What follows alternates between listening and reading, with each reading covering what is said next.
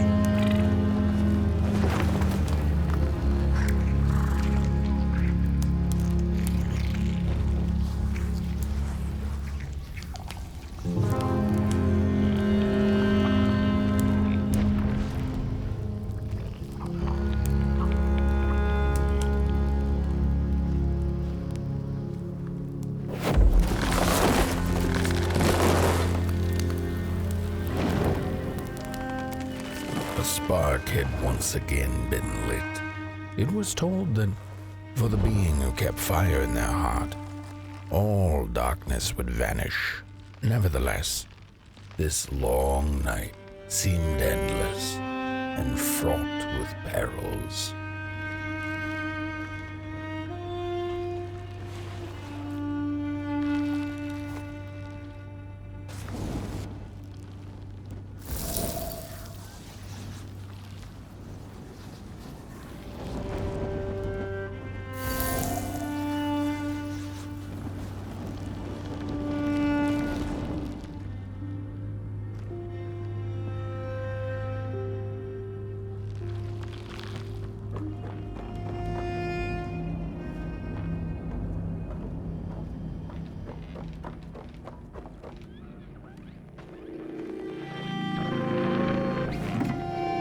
What were they thinking? That thing was meant to remain dead. I'm never gonna come out again, no, sir. In here it's just me. Lonesome ragdoll with his mask. Alone in that piece. They burned it all away, and for what? Shine a little light on things? I can see just fine in the dark. In the dark, I can see everything clear as day. What were they thinking?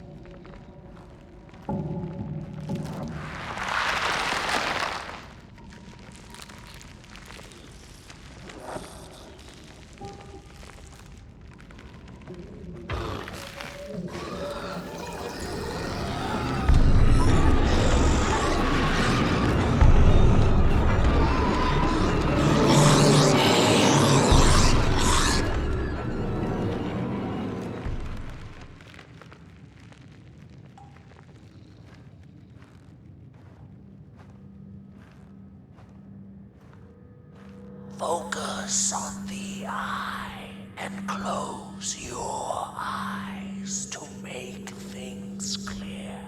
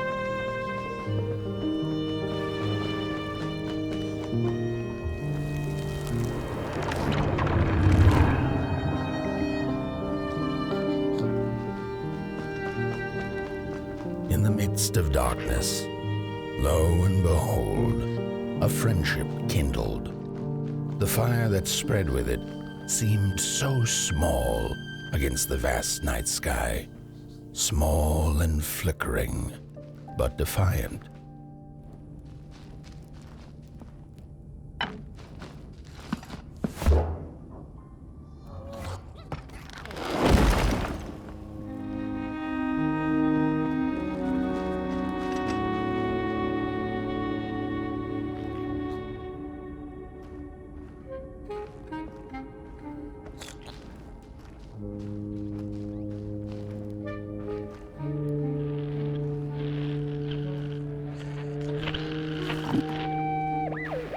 With wire, clay, and fire, the craftsmen built the foundations, followed by the trees and the rocks. And after them came little houses for us tiny ones to cower in, for existence was so big, so vast, that without a roof above one's head, one could have fallen straight into the skies. And yet, with all that stuff, they didn't know what to do with us. So I reckon that's why they built the Midnight Walk. For us to wander, for lack of reason.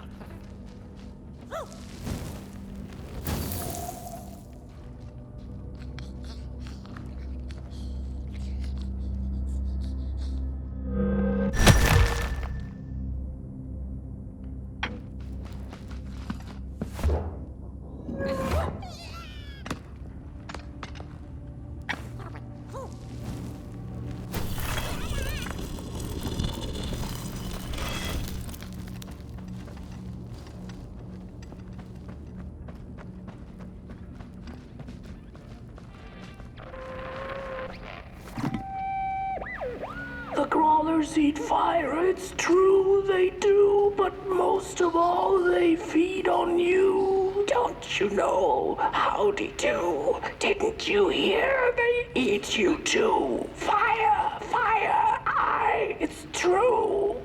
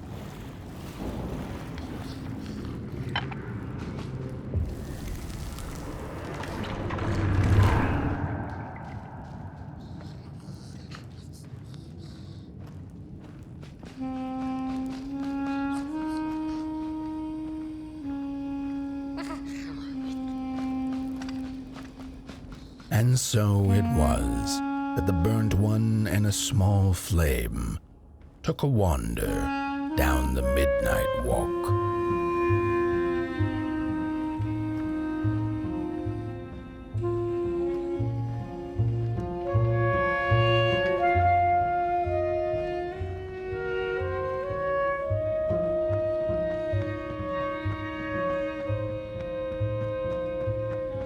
In the closing nights of this era, a wandering flame.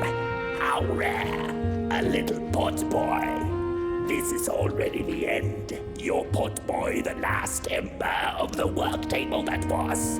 You are destined to carry this torch to Moon Mountain.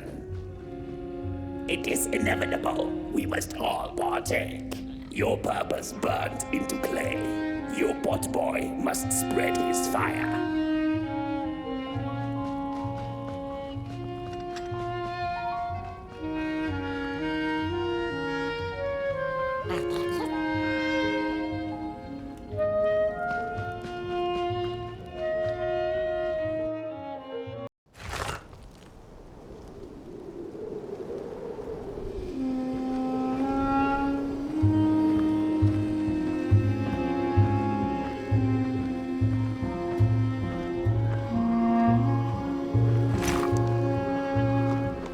Whether they held or lacked reason, it didn't matter.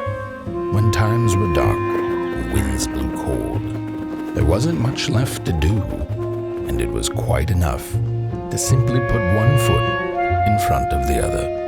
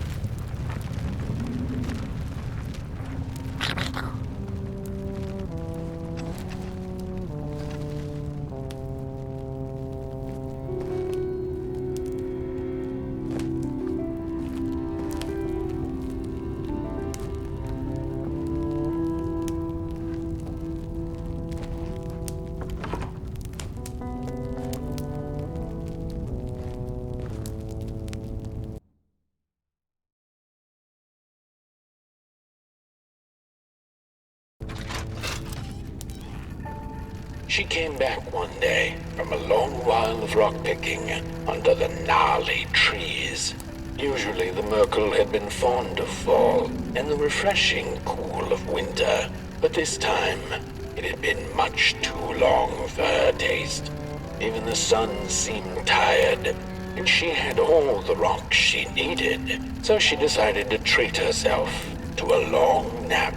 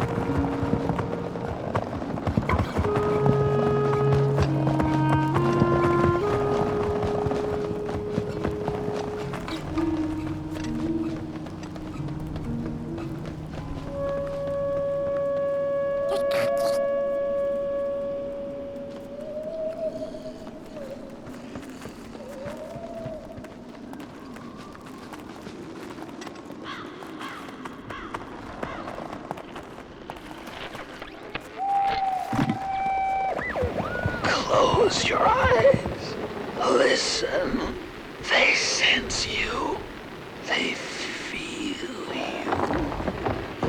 That's so beautiful.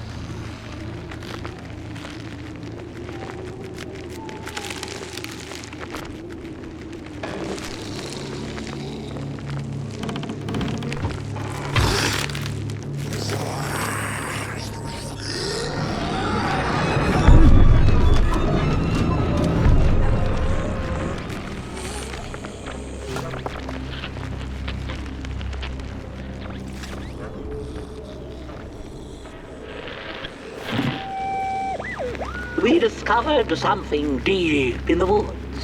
Not crawlers or ghosts, but something else. Something in between. A presence that affects us all. We tried to trap it, but to no avail. We tried to slap a name on it. Manifest a pair of glaring eyes in search of its face. Something to name, so that we could tame it. But the dark itself isn't any thing. It is less than nothing, and also more than everything. Behind and behind. And we invented these shell phones so we could try to talk to it. It picks up the phone on the other side, but it doesn't speak back. Not directly, at least. It transmits little, nasty recordings, memories or echoes of things that came before, that passed through its drapes. I wonder if one day someone will hear my echo.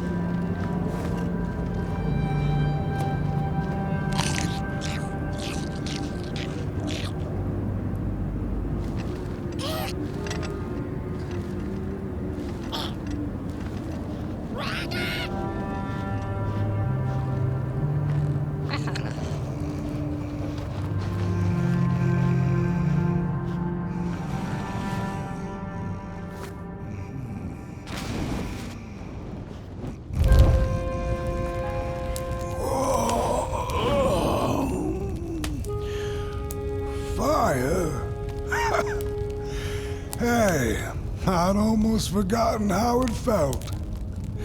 And salutations, Burnt One. Fancy meeting one of your kind here.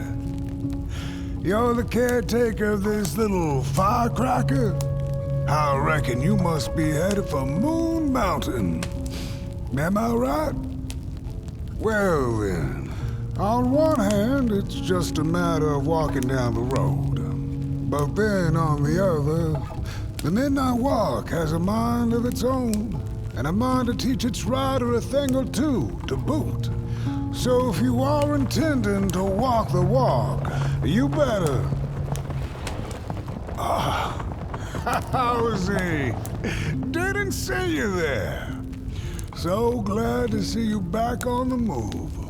And as I told you, it ran away from its owners. It's been waiting for the right passerby ever since it ended up here. Well, Mac, don't let me keep y'all. See you down the Midnight Walk. And, Burnt One, wherever you end up this long night, keep that fire alive. It's really all that matters. Don't take my word for it. Just see for yourself. Some folks certainly know how to talk the talk. What you lack in talk, Burnt One, I trust you make up for in walk. Be wary of the dark itself. It's full of ideas, but it is always hungry for more. Enough talk now. Time to listen.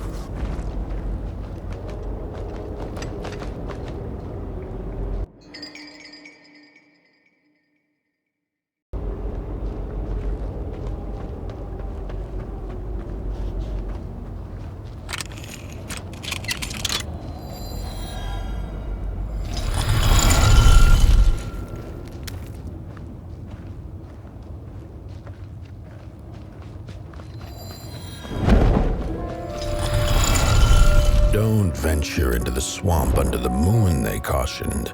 There, wild eyes watch, and itching teeth yearn for succulent heads like ours.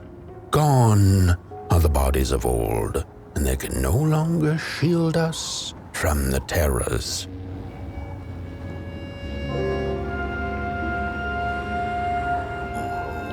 We don't take kindly to somebody's walking around here with 2 feet. Oh, look at those 2 arms swinging around. Disgusting. Look at those 2 arms swinging around. Disgusting. Arms and legs. So uncivilized. It was foretold. The return of the bodies. Heads up!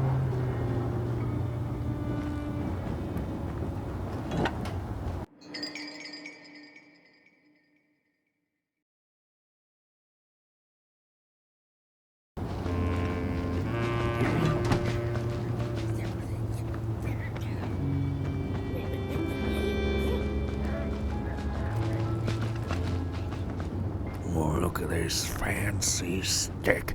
It's my favorite stick in the whole wide world. It's the best one in my collection. I got no better stick than this stick. Can't believe I found this stick. Oh, it's a keeper. Oh, it's so beautiful. Look at that stick. No, my stick. Give it back. No. Oh, my stick. My favorite stick. Oh.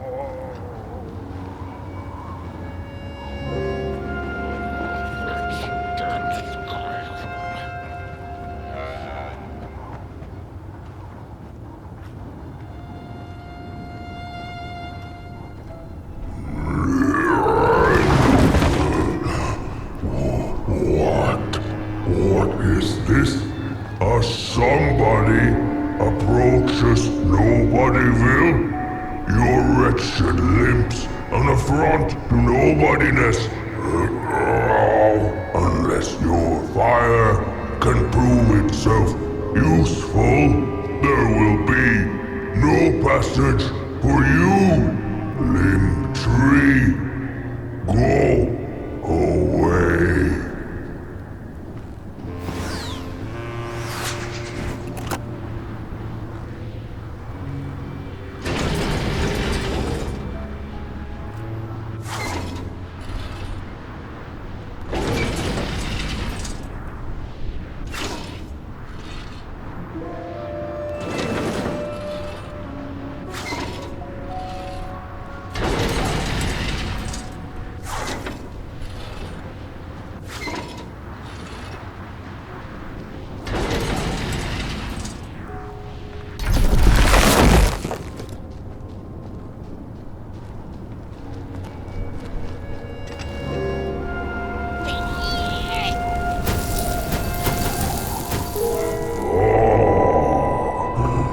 Candles have not been lit since before the great beheading.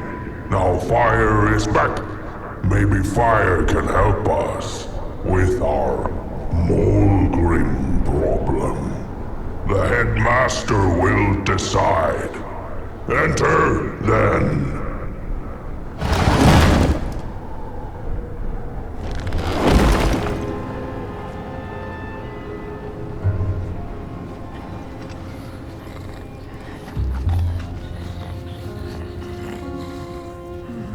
Not make me regret my decision. The fire is dangerous, but so is the bitter cold that has taken hold over Nobodyville.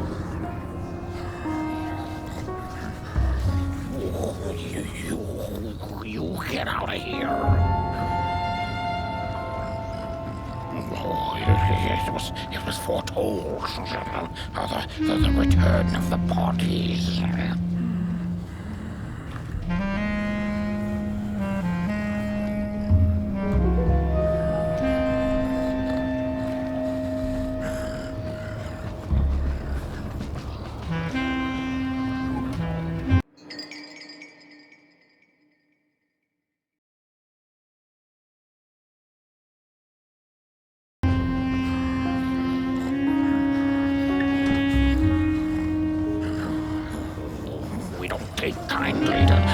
Somebody's walking around here with 2 feet.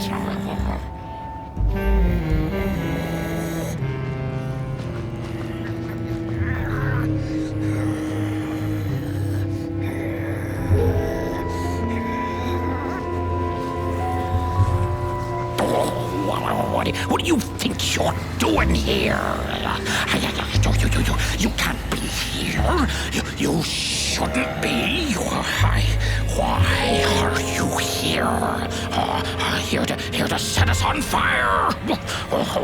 Well, you can't. We are too many. You can't burn all of us. We would defeat you.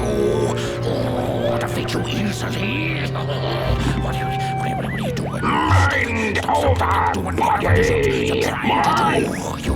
You pick up your little fire devil and go away. This is Nobodyville.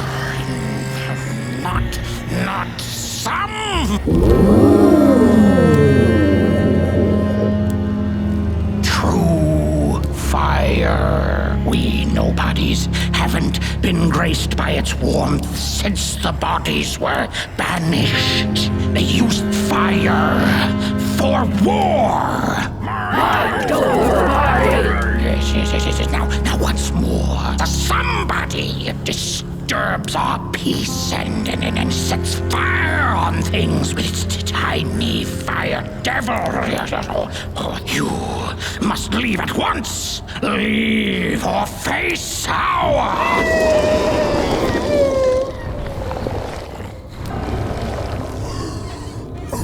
It's the Mulgrim! Grab it!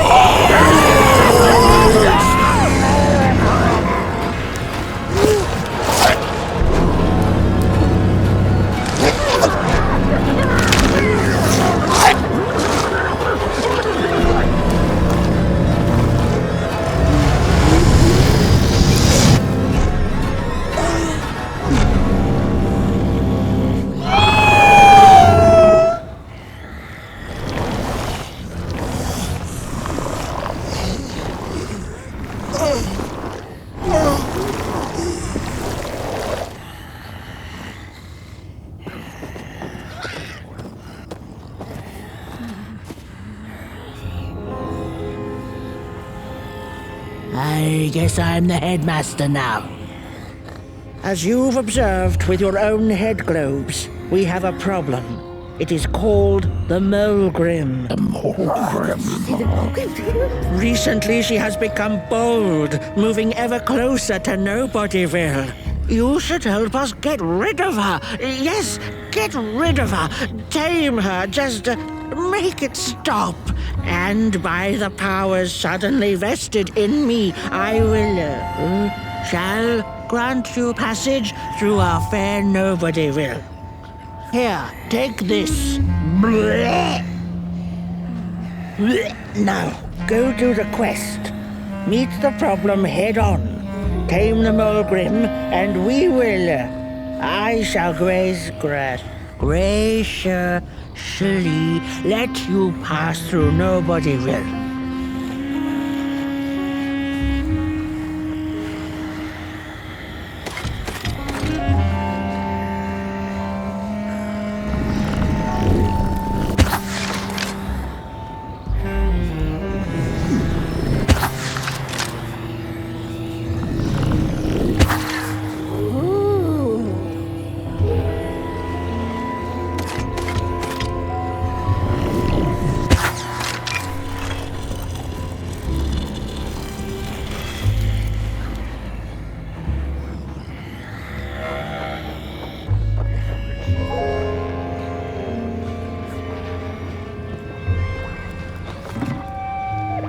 Mind over body! Mind over body!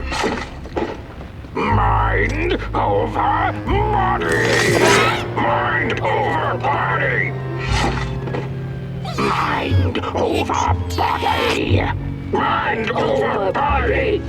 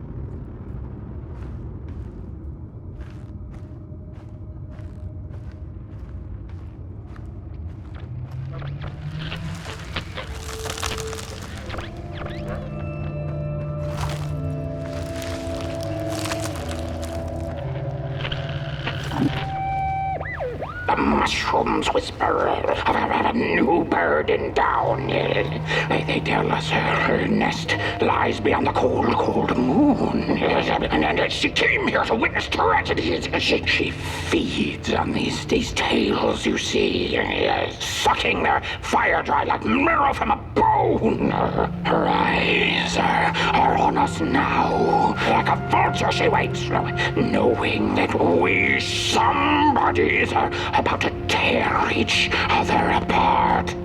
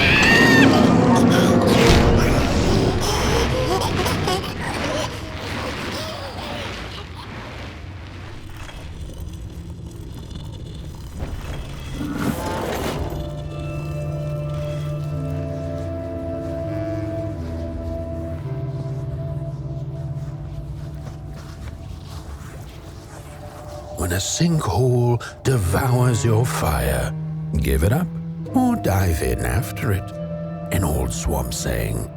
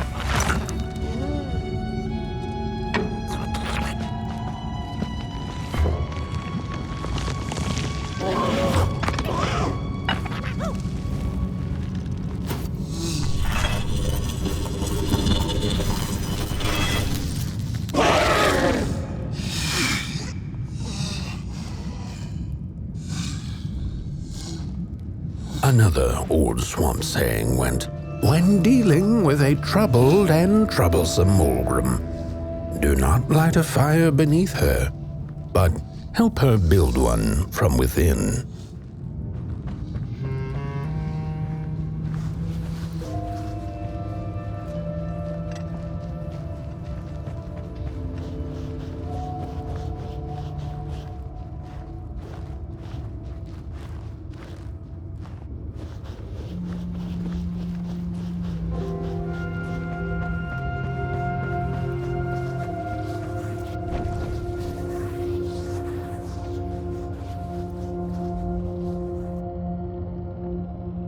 Oh, my neck hearkens the anguished howls of the Mulgrim, and the bitter patter of feet. A somebody and its flame, albeit a small one. 'Tis enough, perhaps. The Mulgrim's precious shards, they must be returned to her lair, to her cauldron. Only then may the cleansing fire burn.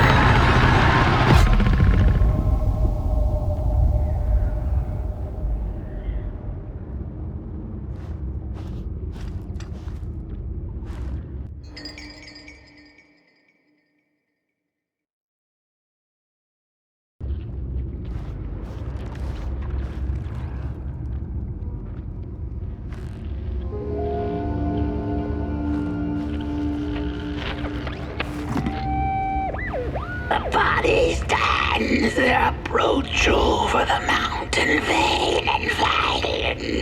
We ragdolls observe, we record, and we mimic. Their faces are masked, they do not know what the short and yearning hides behind.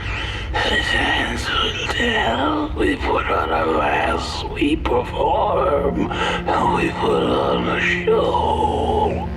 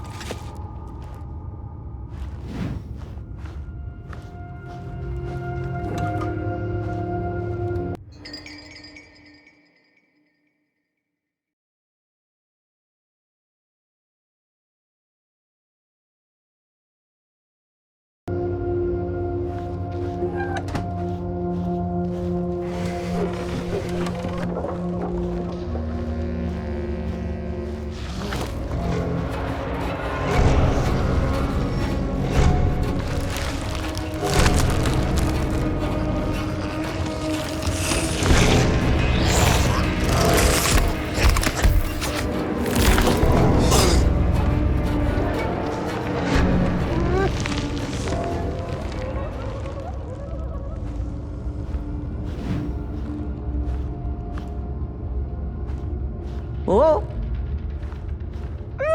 Don't eat me! Well, if you're not gonna gobble me up, then can you maybe take me away from here? Please? Somewhere closer to Nobodyville and away from here. Get me out of this neck hole, please! I'm begging you on my bare chin, and I'll pay you for the effort. Handsomely with a beautiful shard from the Mulgrim's Cauldron.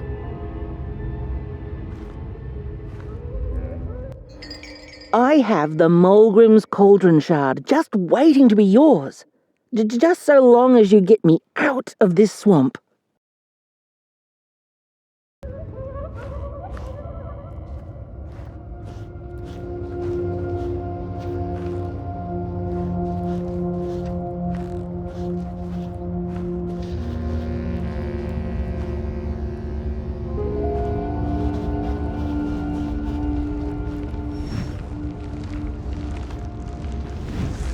Watch out!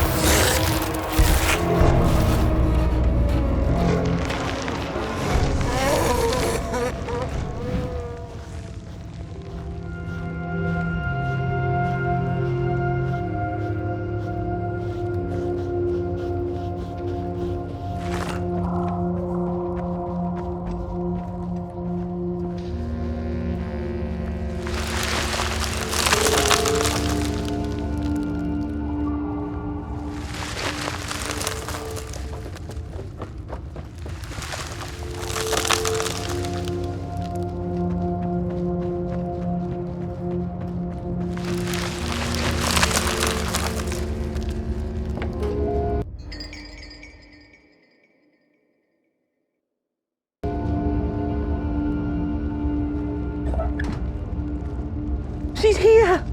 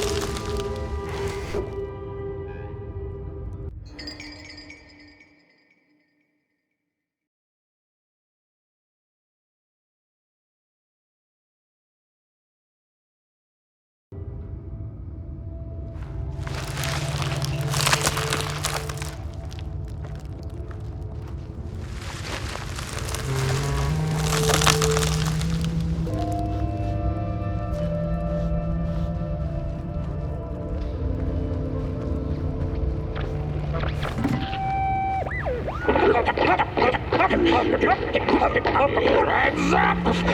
Ready! Up! Wreck with your boots! Take with your hand!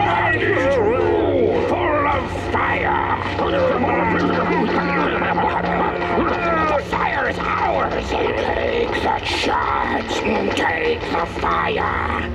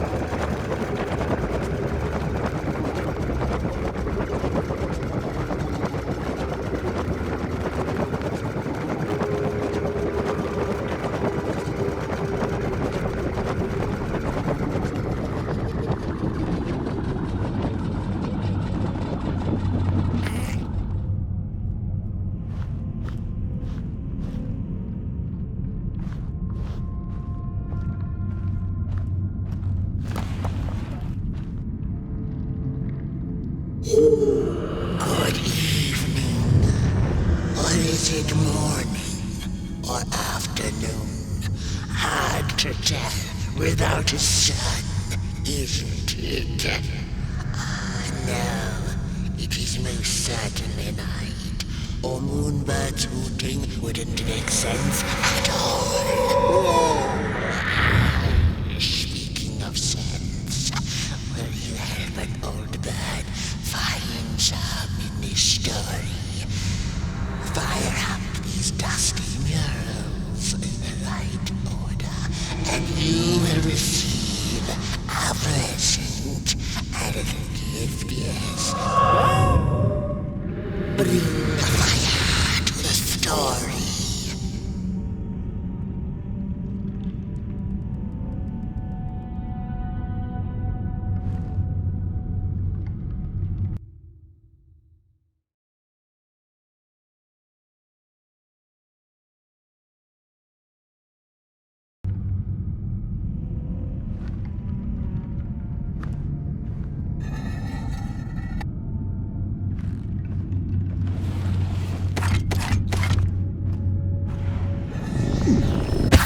Once upon a time, the Mulgrins lived in peace.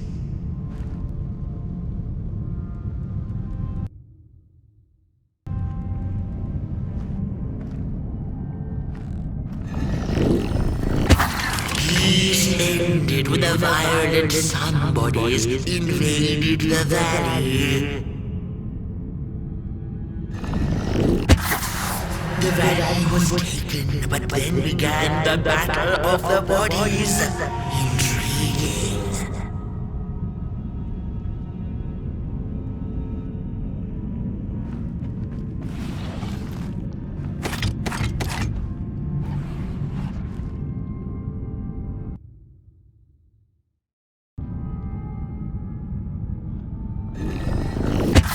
The battle ended with a great, gruesome beheading.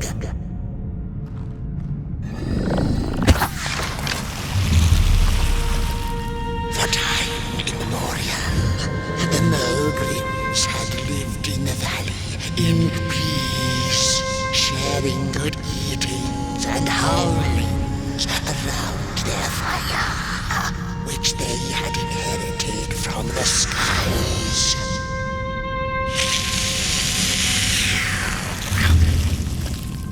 Then one terrible night came the violent somebodies. They hunted the Mogrims for sport and took their fire for themselves.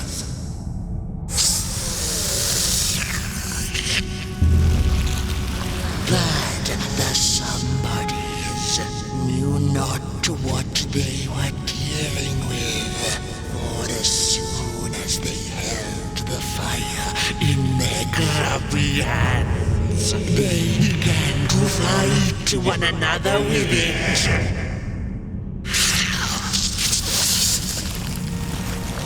To save themselves from themselves, the cunning heads turned on their bodies and organized a great meeting. And so it was that somebodies became nobodies, and the bodies were exiled. A time of peace would ensue, or so the headlings thought. The last living Mogrim had been biding her time, and saw now an opportunity to return and take bloody vengeance upon the heads, who were now left defenseless without their bodies.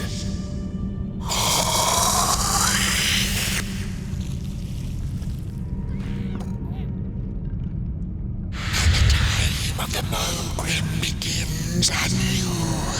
A storied meal indeed. Moonbird thanks you for feeding her and proudly upholds the promise. A gift. A shard from the Mogrim's own cauldron. It looked so shiny in the moonlight. Moonbird simply had to take it.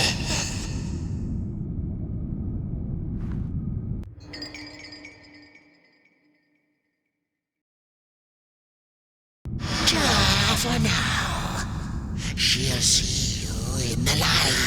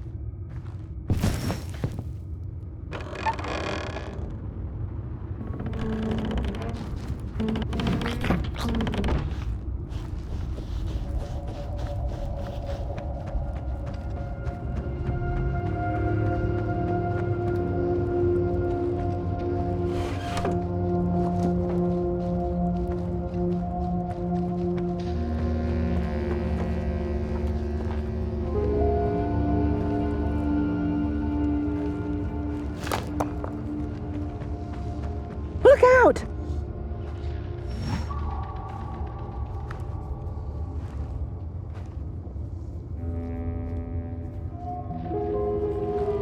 Look out!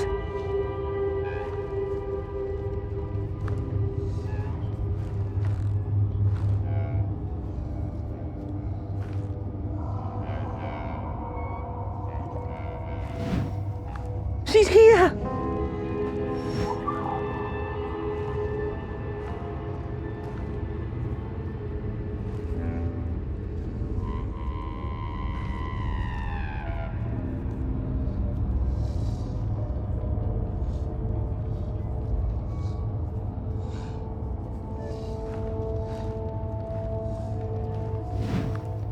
Watch out!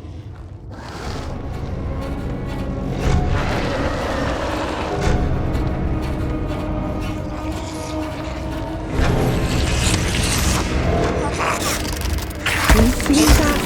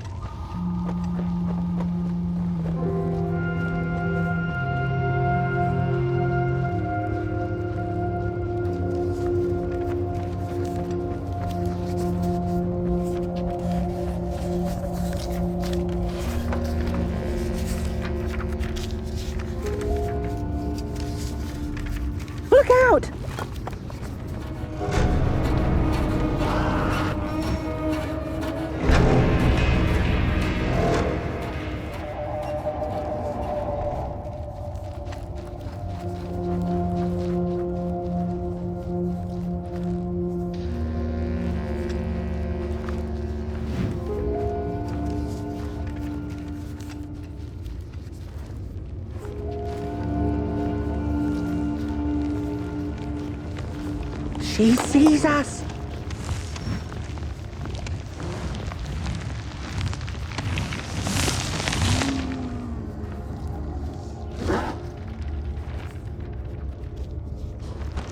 Watch out!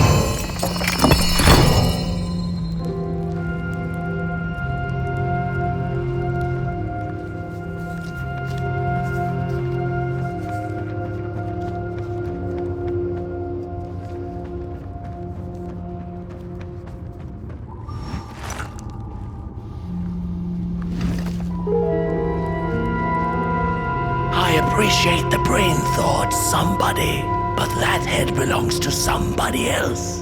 Oh, you must take us back to Headville, outside the swamps, from whence you came. Phew, thanks for saving my neck. And I think I have a reward for you. A real treasure. Blech.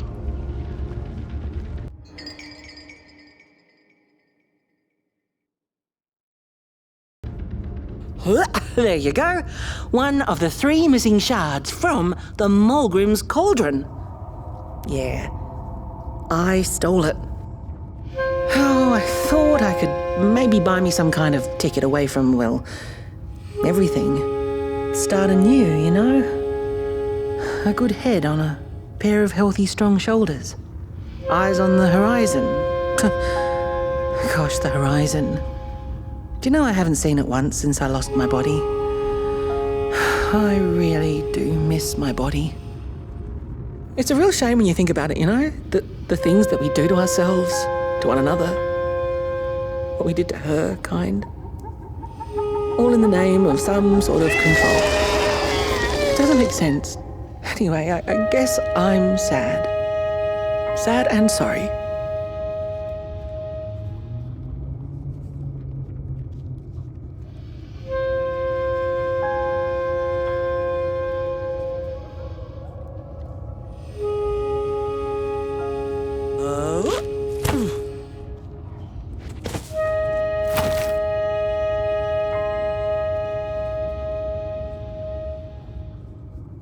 Hey, thanks. You're a great listener. You know that? Just take care of that shard now and maybe put it back where it belongs and... yeah. Goodbye. The Ragdoll's whisper of one shard kept by the dark itself. Another was stolen by the greedy moonbird up in the hilltops. The last one, perhaps the cowardly head knows.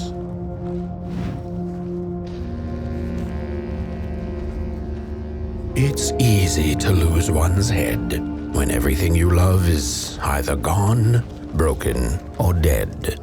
Yet another forgotten swamp saying.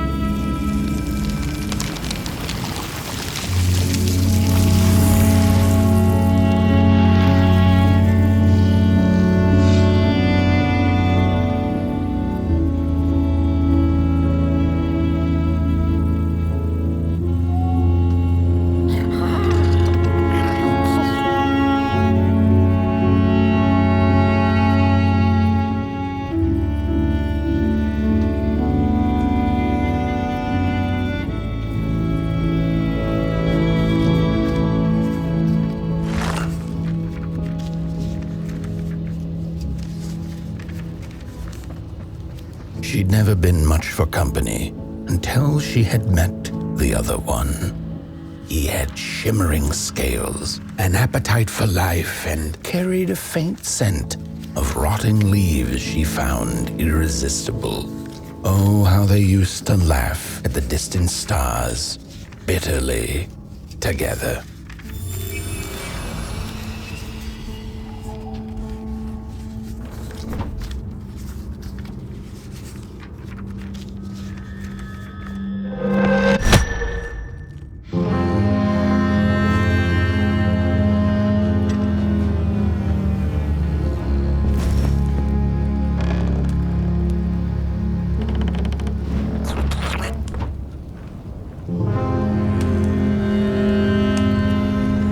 The howls of the Mulgrim have gone with the wind, and our headaches settled into gentle throbbing. Thank you, somebody, for you have not only graciously saved our necks, but also demonstrated the value of brain mass and heart blob working together. Could it be time for the bodies to return? We must convene on this matter, and you and your wandering flame must now leave through our gates and keep on walking the midnight walk to Moon Mountain. Moon Mountain! Here you go, somebody. This key will open the town gates. Blech.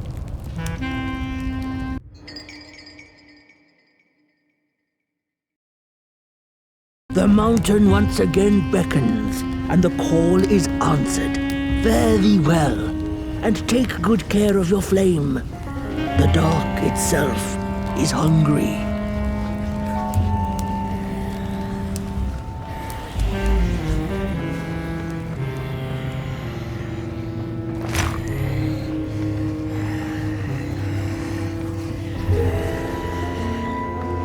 I think this body business will be good for us heads in the long run. The bodies might be returning. Oh, you gotta be a somebody before you can become a nobody. And then be a somebody again. Man, heads on now. Oh, the bodies, they might be returning.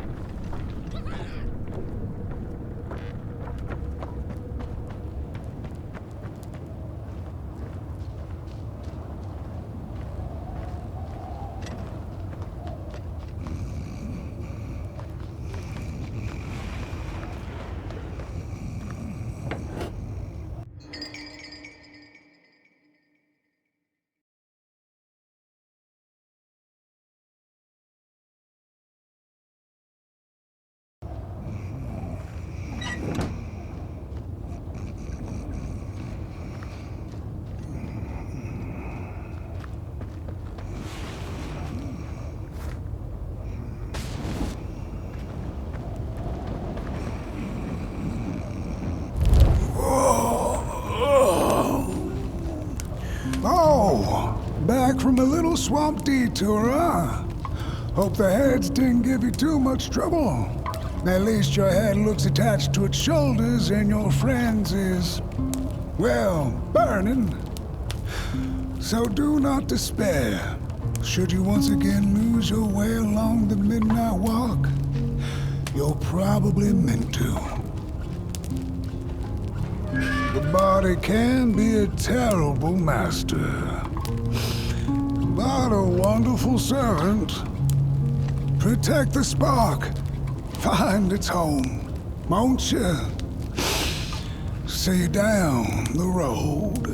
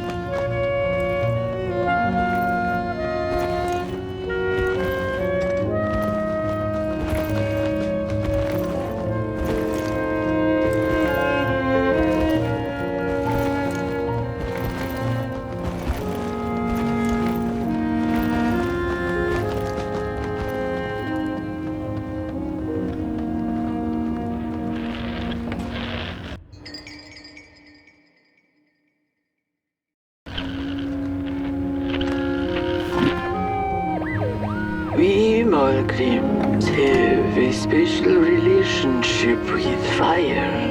We do not cook over it. We do not shed tales around it. We care not for its warmth. Ours is a different connection entirely. Fire is our window to truth and into the world beyond clay, to which we must return. We are noble beings, bringers of bugs, slime, and mushrooms to help decompose the old and to bring about the new. We are the caretakers of this world, and woe be to those who seek to end us, for they seek to end themselves.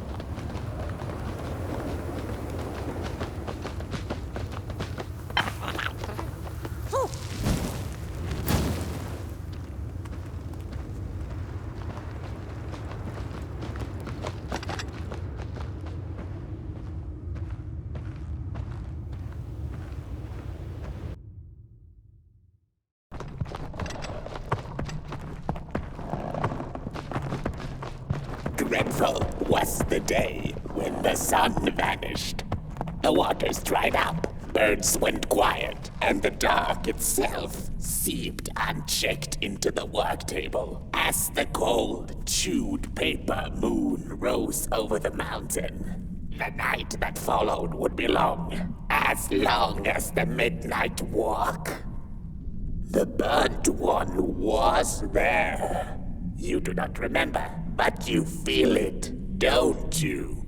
You are reborn when need arises.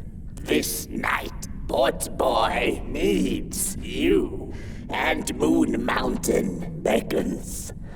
Its call irresistible. A storm is coming. The soothsayers have spoken.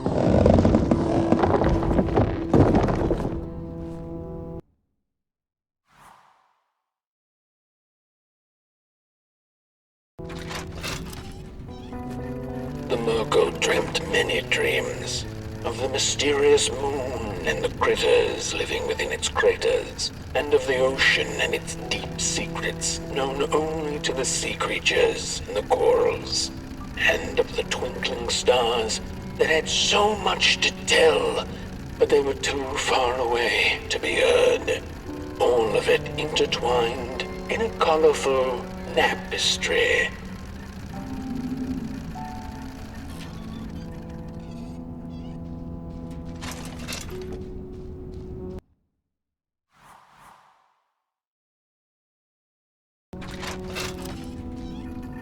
And so she woke with a yawn, so big it could have devoured the sun. She had slept for just about a decade. A decent nap by Mirko standards. She smacked her dry lips, looking forward to what the new dawn had to offer as she left her lair and went out into the cool night. "Wait a minute," she exclaimed. "Night?"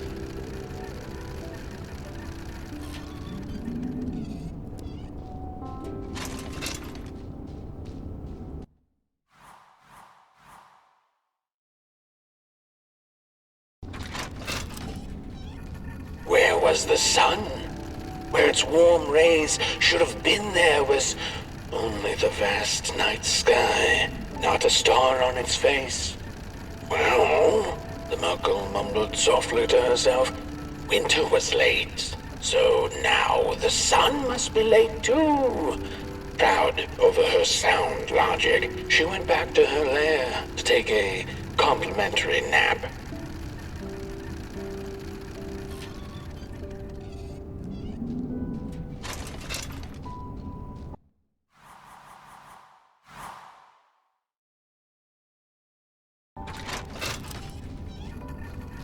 The Merkle had taken a nap that had lasted 2 decades.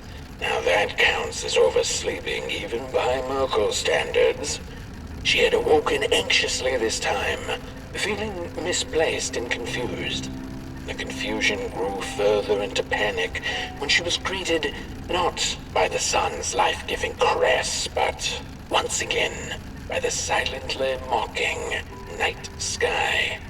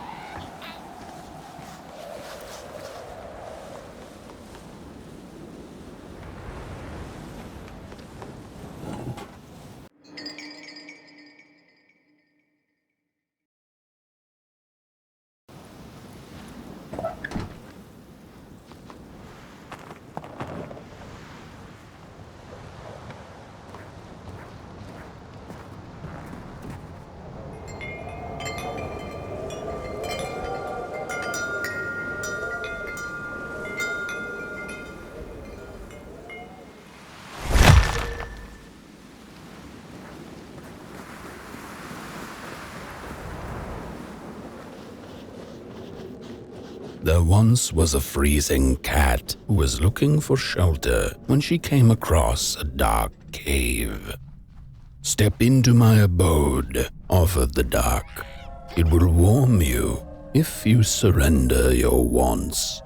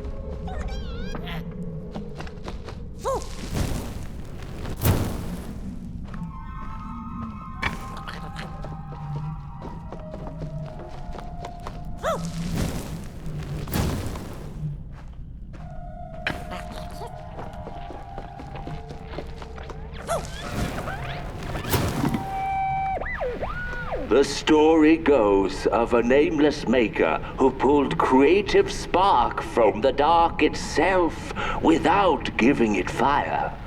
With his dark source, he managed to create swaths of land in no time.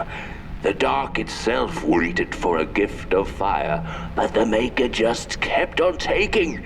Too busy building his crooked fences and watchtowers, kept his fire locked away in his chest.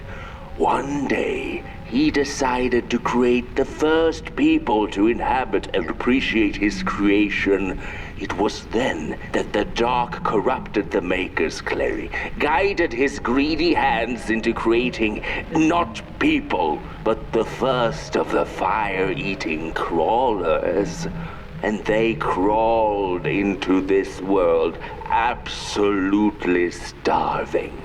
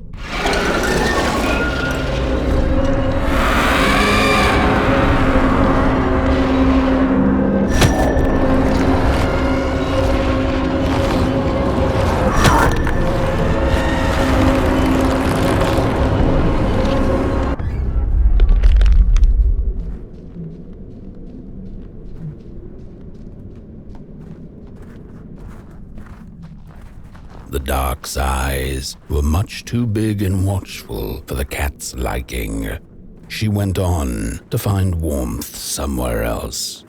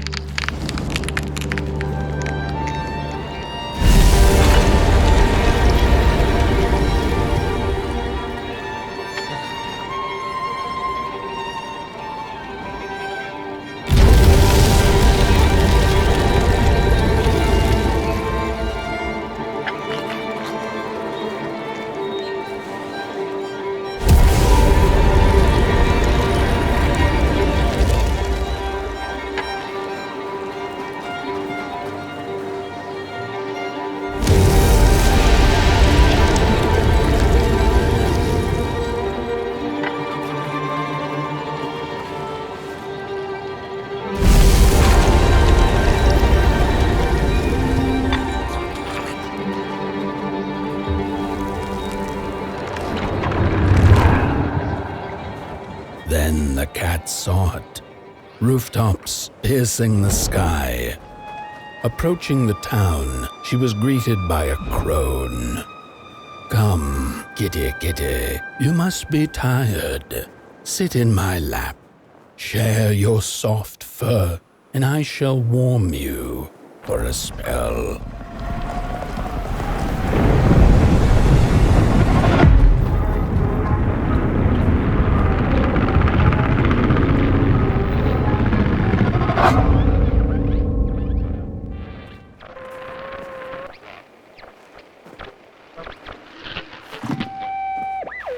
Hello, Mother. The well said to give it a match, so you and I could talk again. I hope this works, because that was my last one, and well, it's cold now. But it doesn't matter. We can finally talk after everything. So, how are you? Do they have fire where you are? Not the hellish kind, I hope. Is Father there too? I think you should talk to him again. I know it doesn't seem like it, but I know he loves you still. I love you. Still. I can't feel my hands. I can't feel anything.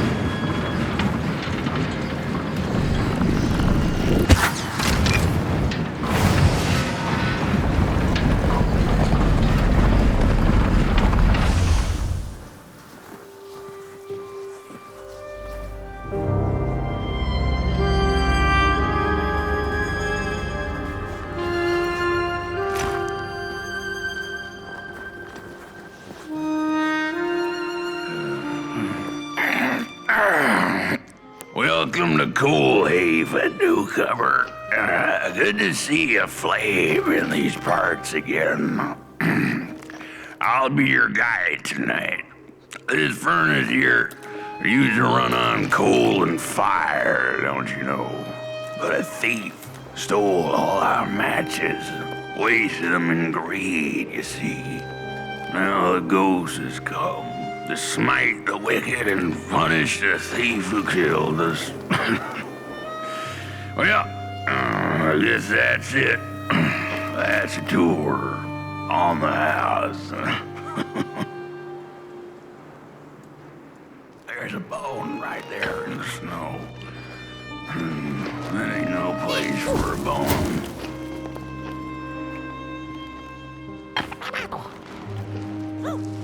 Your flame could bring back warmth to our graves, and may the worms in our bellies dance again.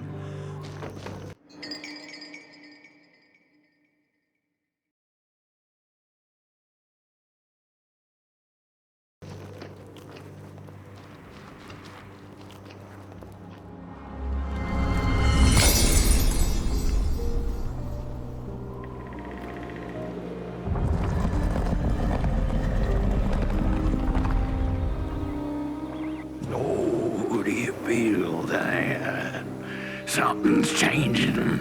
That furnace was the soul of the city. We used to worship it, us coal miners did. Fed it trees and fire like it was a hungry, angry god. This broken body's going nowhere, but yours is. Walk the streets, listen. Just don't believe everything the half-dead say.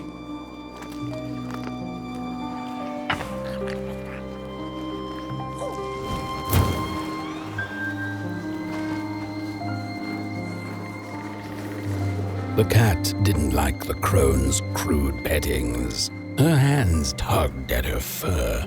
Now, rest still, the crone said, as she pulled out a crooked knife. The cat was quick and escaped just in time.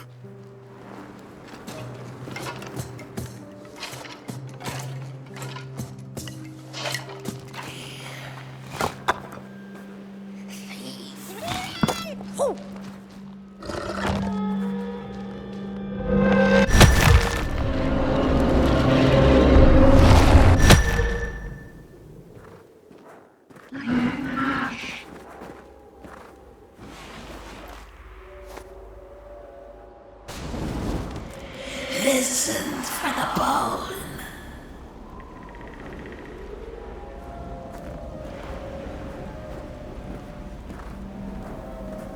We killed it.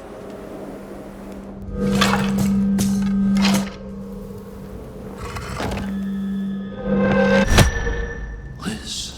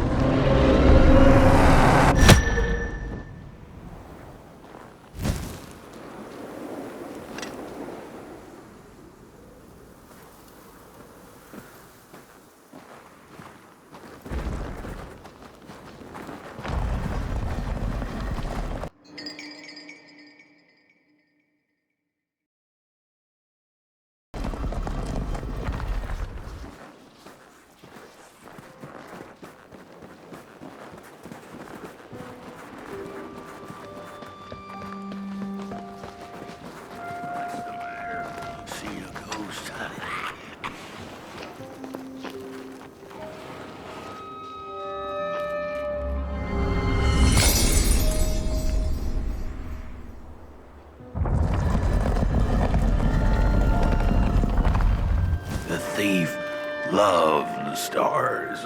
Would have plucked them out of the sky if it were possible. But the dark itself stole her stars, turned the thief's sky as black as a cup of joe. And so the thief began to steal matches and lit them, hundreds of them, like little stars of her own.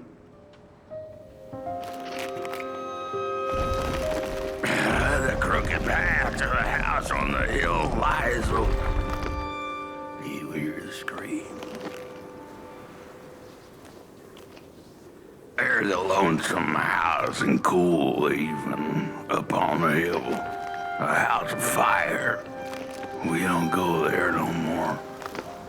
Your flame could bring back warmth to our graves and make the worms in our bellies dance again. Wherever she sought warmth, it had a price. The miners needed the cat to get rid of the rats, and the vicar wanted her protection from bad luck. Bony hands reached out from all around her, trying to grab her.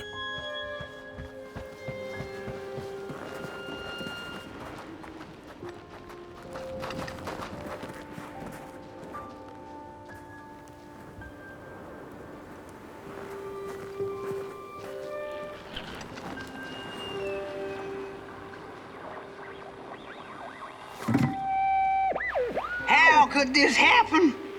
Whoever did this? Oh, the flame warms the righteous, but the wicked who love destruction, the flame burns with a passion. How will we warm the furnace? Feed the thief to the furnace! Feed the thief to the furnace! Coalhaven is doomed! On the wicked the flame shall rain fiery coals and burning sulfur. A scorching wind shall be their lot. Come forth, thief, and confess your hideous crime!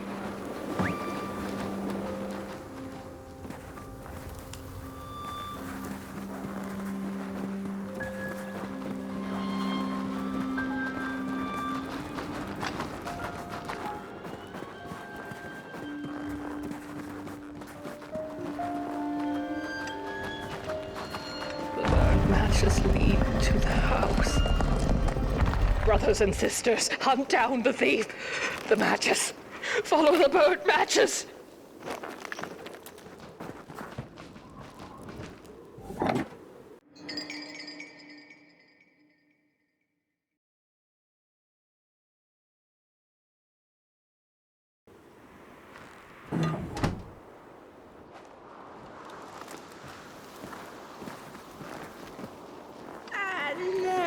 For what they did.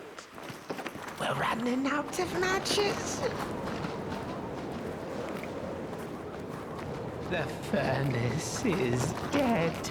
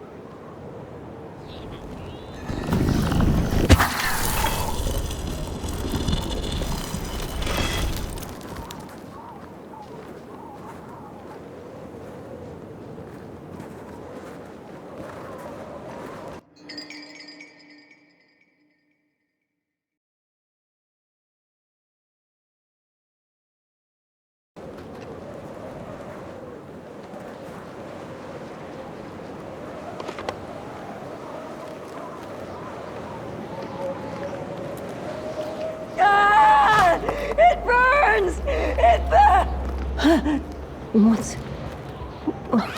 This isn't my body. The fire, did we snuff it out? Where's... Did I save them? The house. It's ruined. Well, it wasn't supposed to go down that way. They locked the door, threw the key into the woods. Huh. There was so much anger, and now there's nothing. This body is so uncomfortable.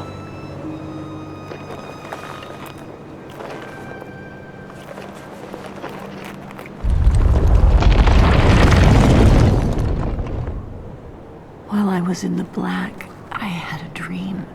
There was a monster in the woods, with our door key dangling from its tail.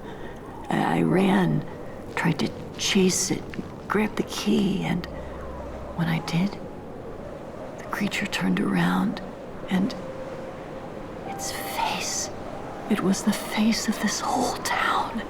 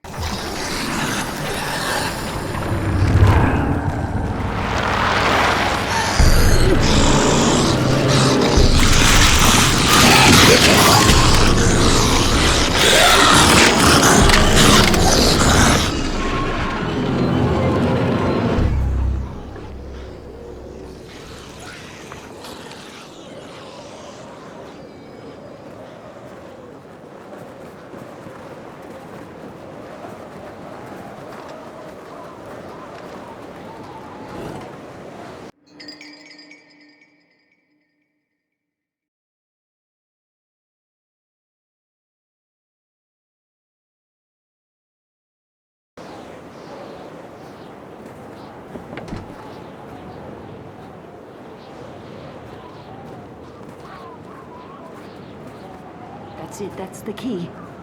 Unlock the door. Please. I want to see my home again.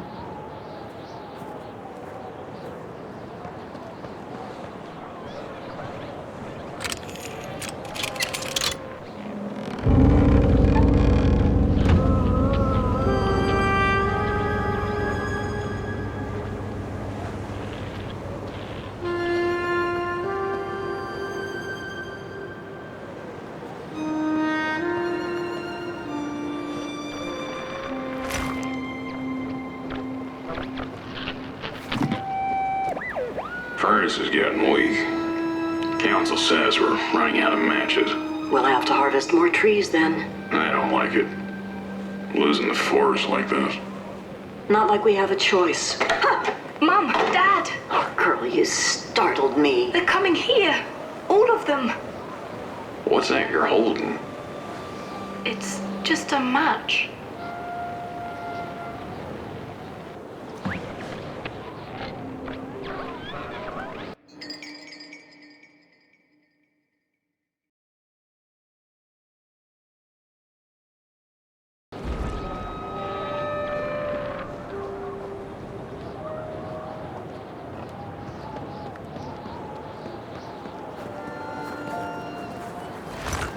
The cat felt as if the walls around her were growing taller, the alleyways narrowing. Turning a corner, she bumped into a girl sitting in the snow. In her bony little hands, a lit match. "What do you think of my star?" the girl asked. "Isn't it pretty?"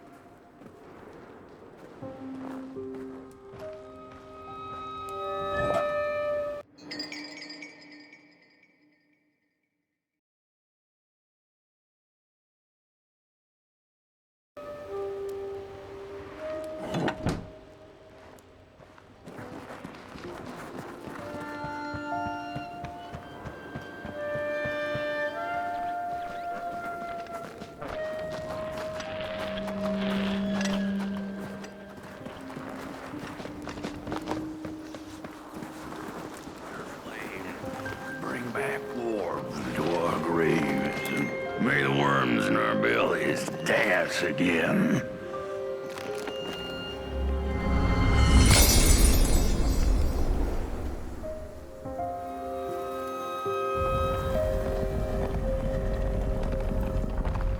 With no matches left, we couldn't light the furnace.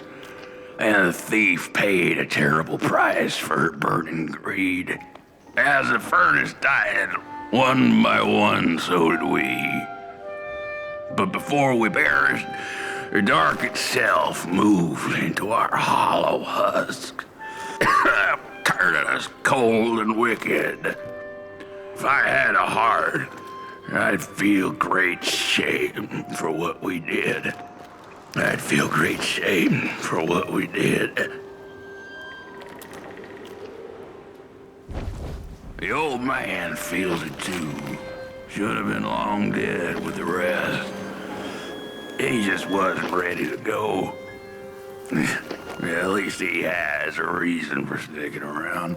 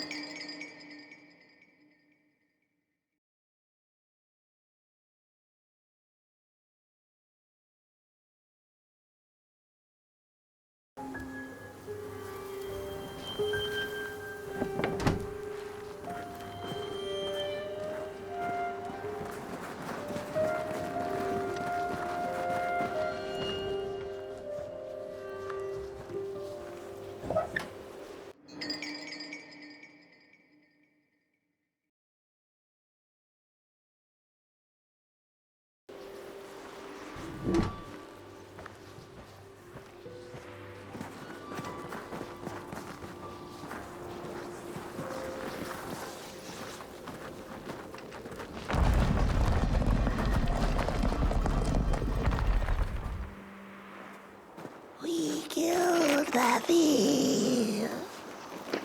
She killed the furnace, so we killed her.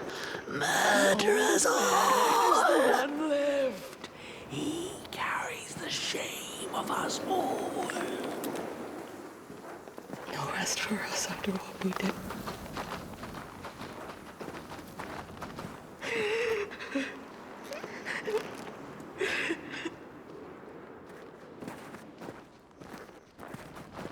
Shame. Shame.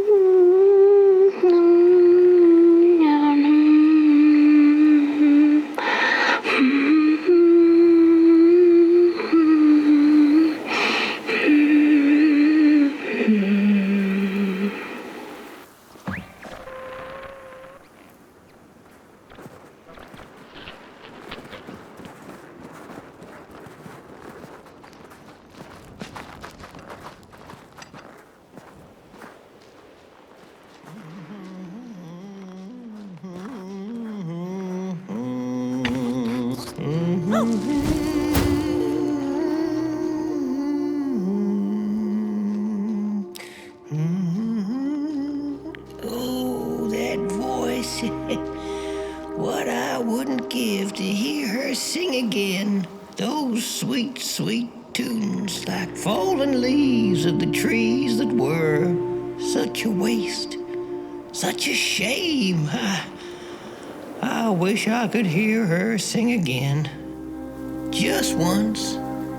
Just once. Oh, I know she stole from us. I know what she did to our town. But she could sing. This town's not much without fire, no. But it's even less without song. If I could just hear that lullaby one last time, I know I'd be able to move on. I know I captured it once in a melody-keeping head of clay, so she could hear her beauty for herself. But I dropped it in the woods that horrible night. I was mad, so very mad.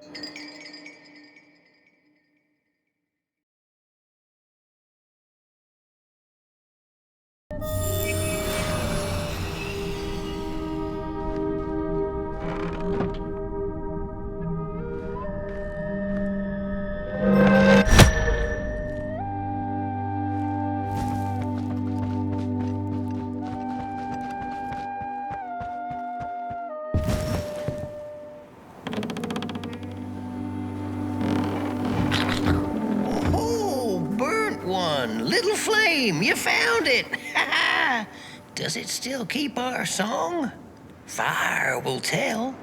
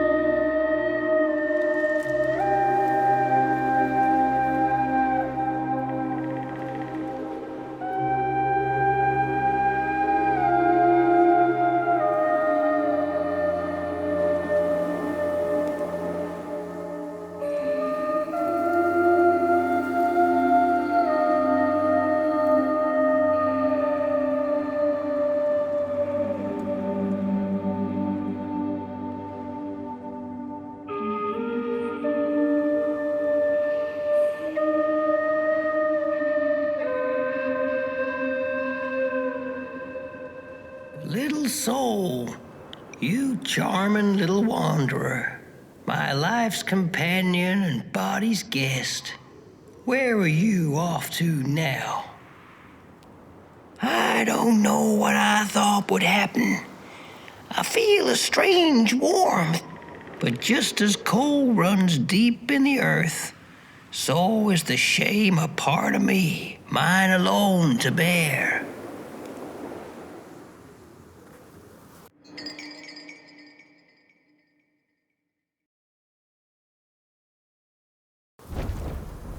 Burnt one, small flame. I am grateful, but I will not surrender my loneliness so quickly. I needed to ferment me, season my soul. Please, leave me.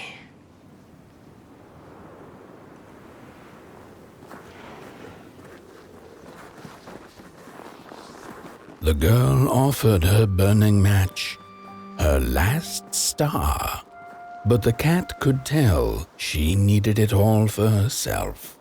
Grateful for her unconditional kindness, the cat left her to her ghosts.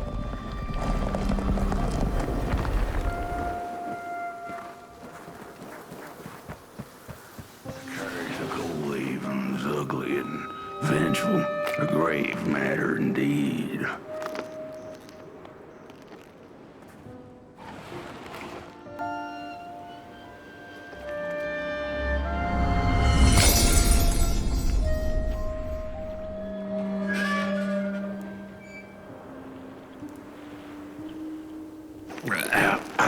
The door to the flame is open.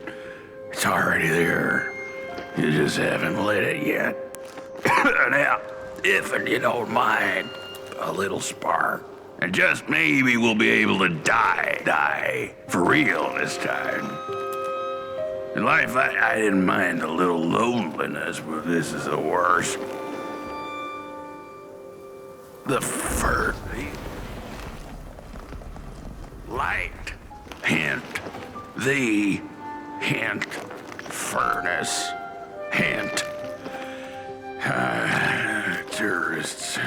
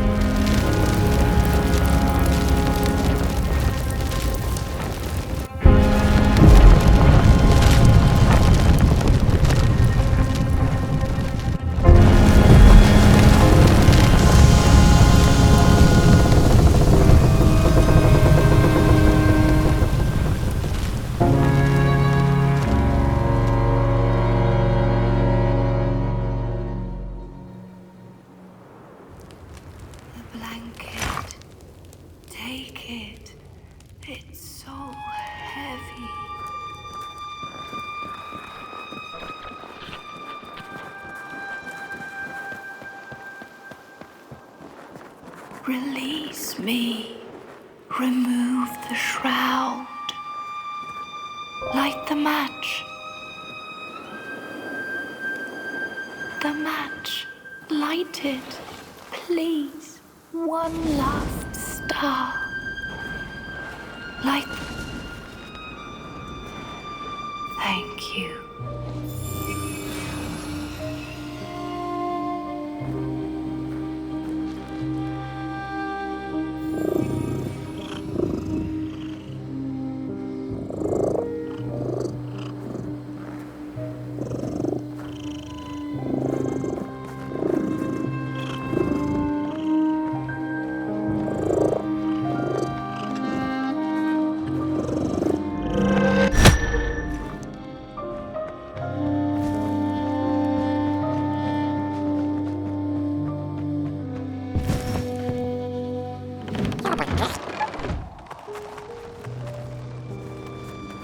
The cat finally settled in front of a giant burning furnace. In its bright flames, she could glimpse a dark future. This did not matter to her, for now she was eternally warm and and at peace.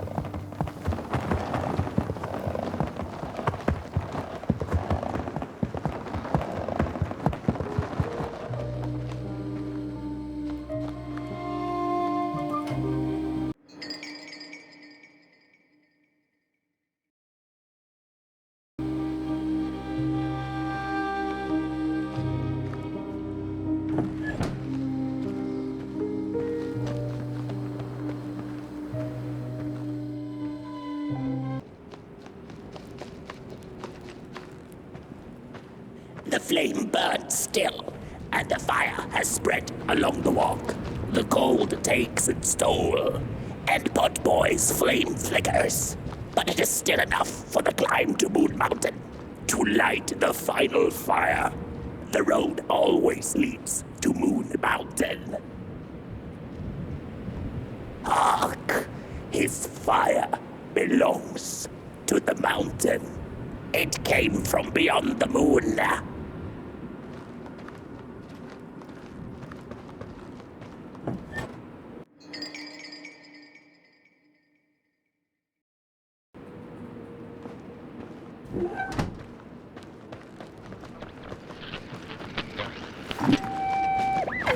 There's a fella who watches over the midnight walk, pointy hat and hollow gaze. He's been around longer than you or I. Some say he was one of the first sculptures to have breath. Some say he's not from around here, but from another maker's work table entirely. Some say he's seen what lies beyond Moon Mountain, but I just think he's lost like the rest of us, and he's waiting for the right one to come along. Waiting for something that'll give him that eureka for his song. He keeps his banjo by his side, but he never plays it. Strange, but he's in no hurry. He's got all the time in the world.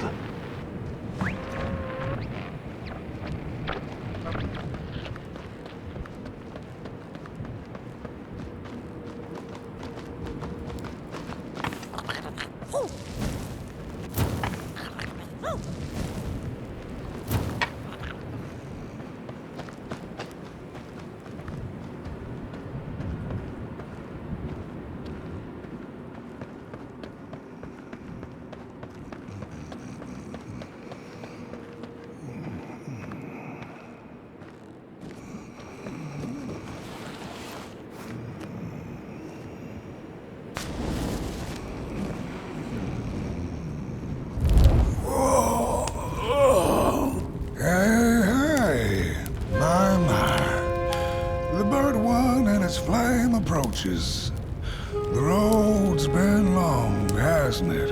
And it just keeps on going, don't it? Why don't you rest here for a spell? Change is in the air. Warm winds coming in from Coldhaven. I trust you're not pushing that little flame of yours too hard. He is mighty, no question about it.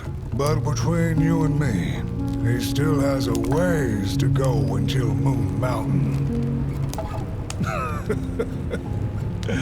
Heck, it ain't my place to tell you how to tend your flame.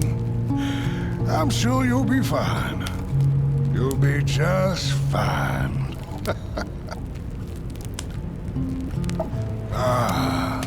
To feel at home wherever you walk. How's it? What a friend to have on the road, huh? Now, there's an open door invitation, if I've ever seen one. Go on in, then. Get some rest. I'll keep watch. Go on in, then. Get some rest. I'll keep watch.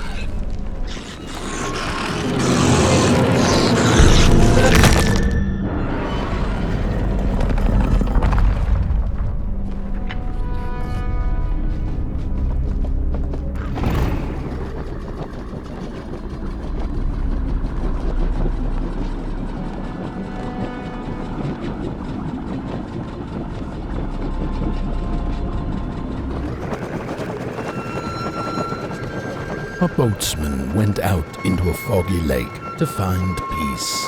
Then, out of nowhere, came another boat that bumped into his. He cursed whoever was on the other boat, but when the fog cleared, he discovered that it was, in fact, empty.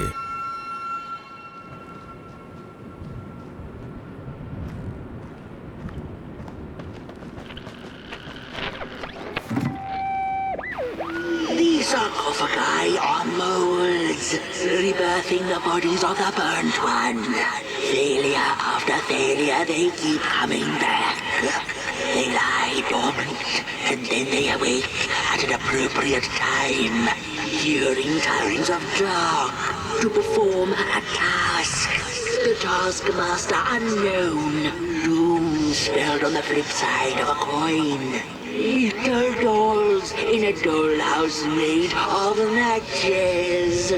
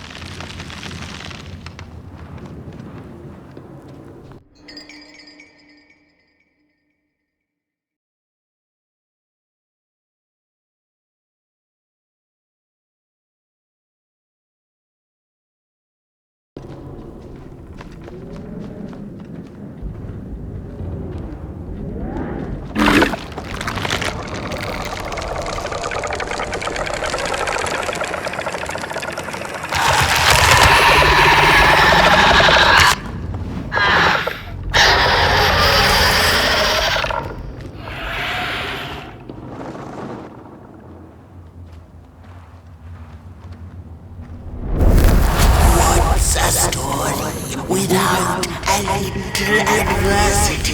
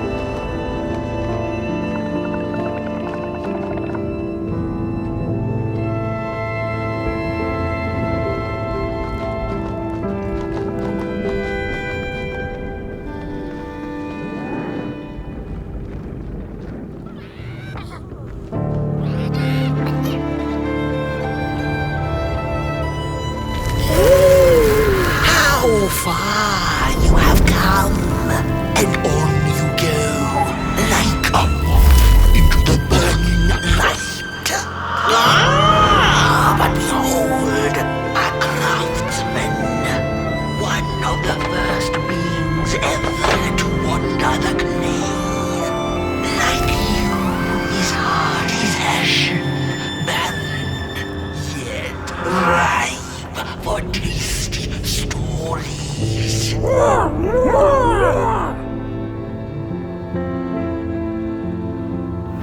By now you must have learned there can be no tale without spark. No spark, no path. Light the fuse, it will guide the burnt one, and mayhap feed the world. Symbiosis most reasonable, don't you agree?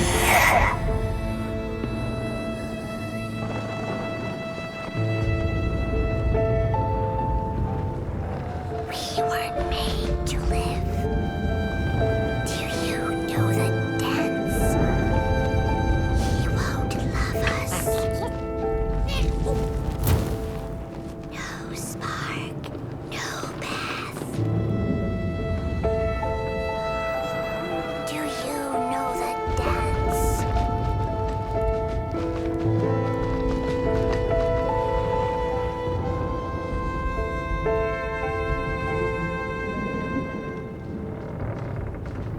No thing without feathers can leave this place. So long as the craftsman laments, lost in his terrible maze, you are so sad.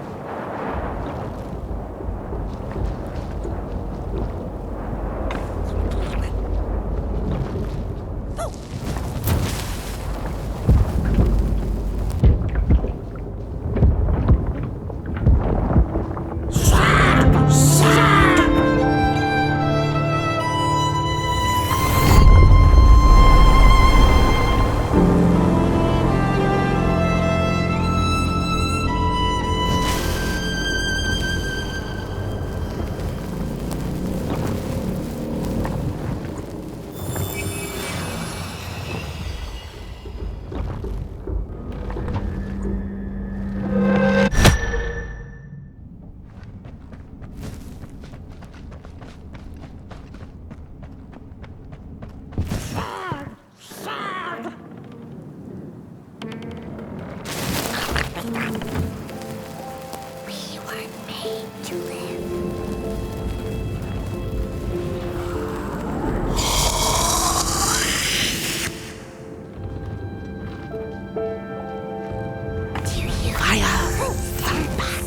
On the menu, Close.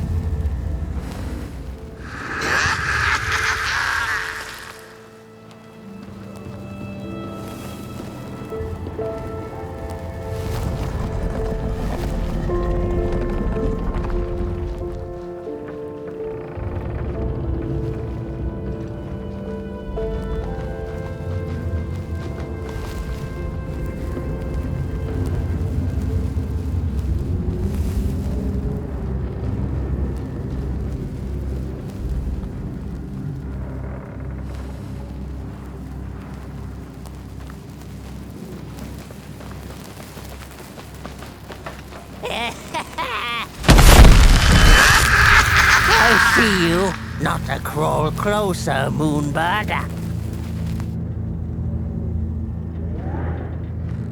Avert your greedy gaze. The moving pictures are not for you.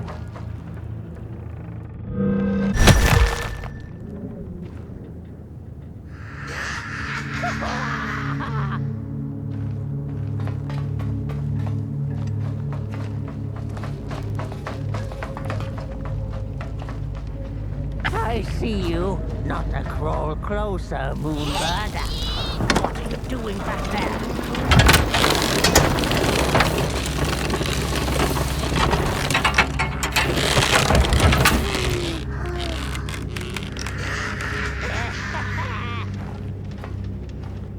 Big project, no spark.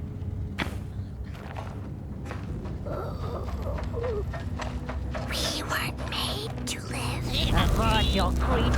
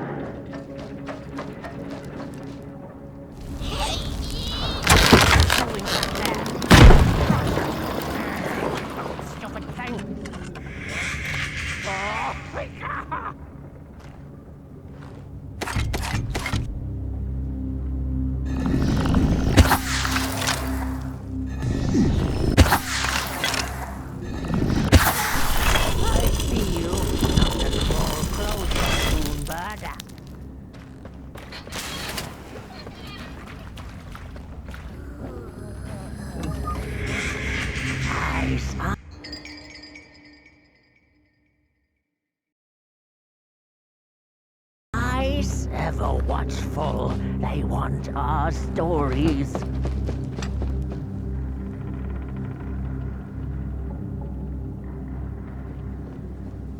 Avert your greedy gaze. The moving pictures are not for you.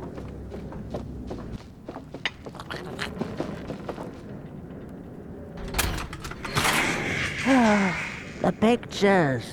They're moving again. Forbidden. It is forbidden. It is forbidden. Hush, no talking in the theater, fools.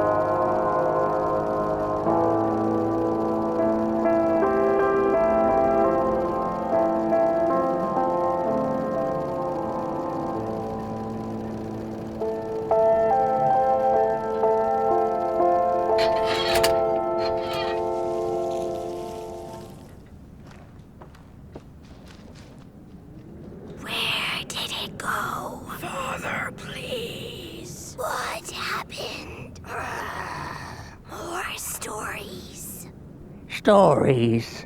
How I cherish them. Real as clay, as palpable as the midnight air. They're all we have left once the dark has taken the last campfire from us. The projectors tell a story of failure. The craftsman projects it onto his creations. He keeps building without love for his craft. He needs to see it. Well, yours might not be a movie I would watch, but a story is a story. There's a special kind of dark pit reserved for those who talk in theaters.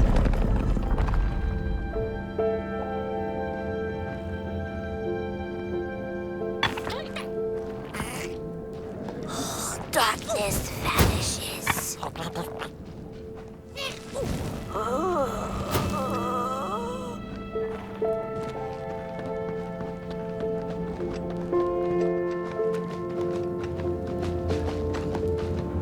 The potter, stuck in the sinking clay in which he had dug so greedily, spoke his final verse. Here was I born, and here I lived. My refuge was the clay, and now the clay has played me false in a most grievous way.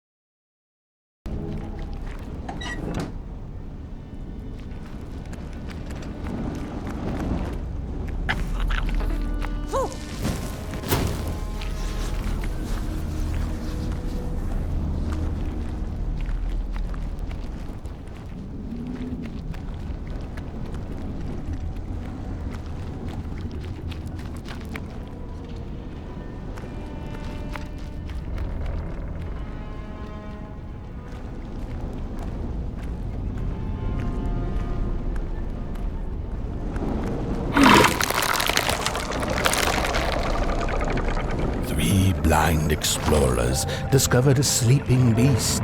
Each of them touched it and described it to one another. Its skin is coarse, said one. No, its ears are big, exclaimed another.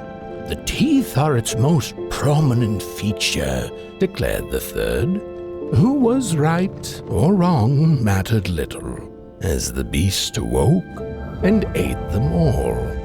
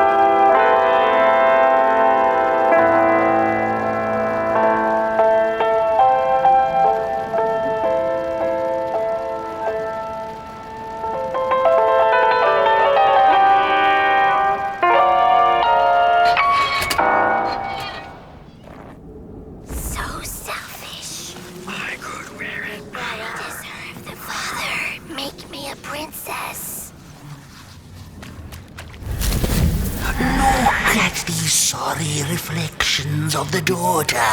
None of them will ever dance, ever feel the warmth of their maker's heart. They can never be enough.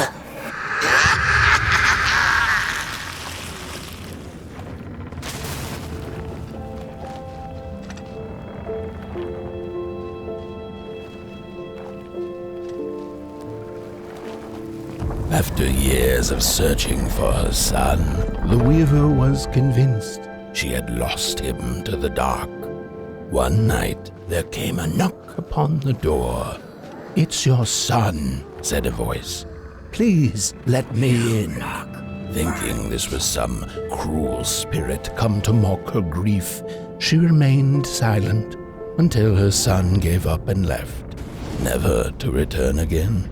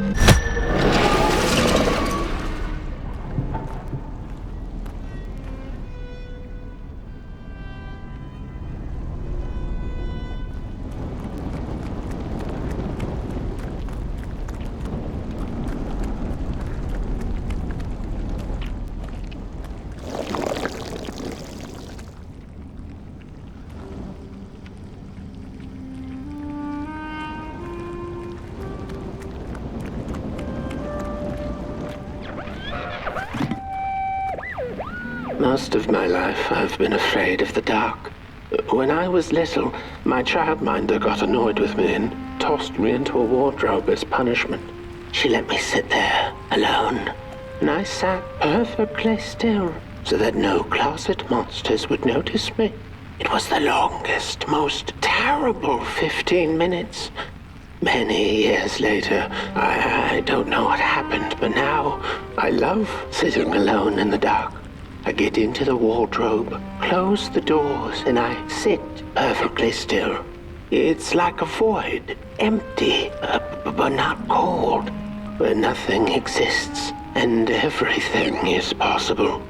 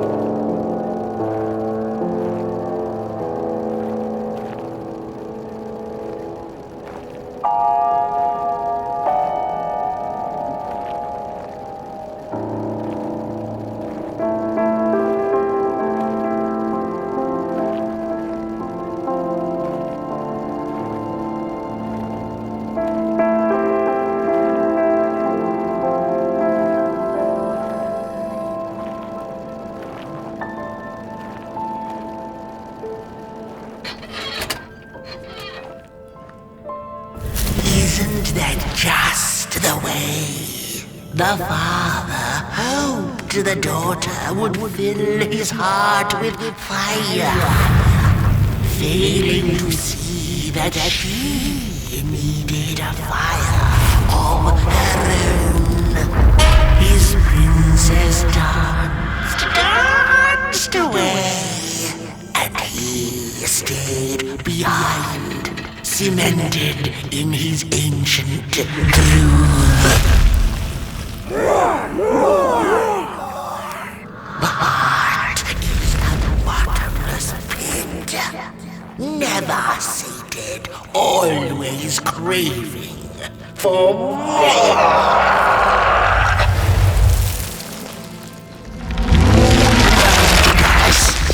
Enough!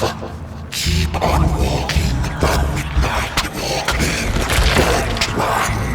All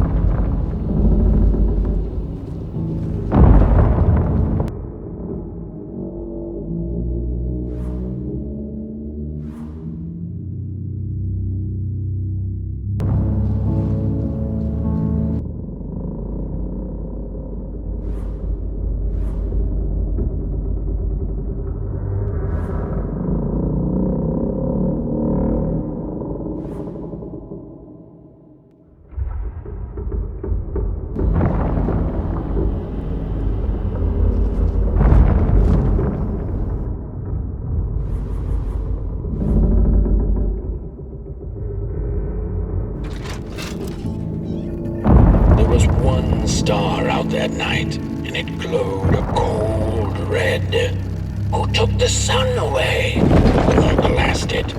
But it was too distant, so she could not hear its reply, if it had one. The Merkle had never felt so empty and alone. Lost in quiet despair, she managed to open up to the winds and followed their gentle push south down the Midnight Walk and to the Darklands.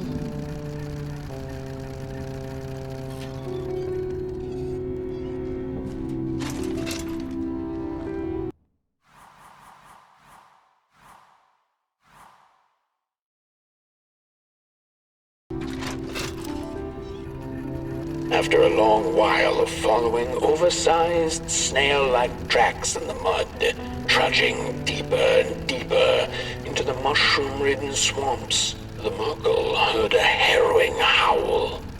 Up on a hill stood a looming figure, dark and still in the quiet of the night. Lo and behold, the Mulgrim, she thought to herself in slack-jawed awe. She greeted the creature with a quivering voice and, unable to restrain herself, asked, "Do you know who took the sun away?"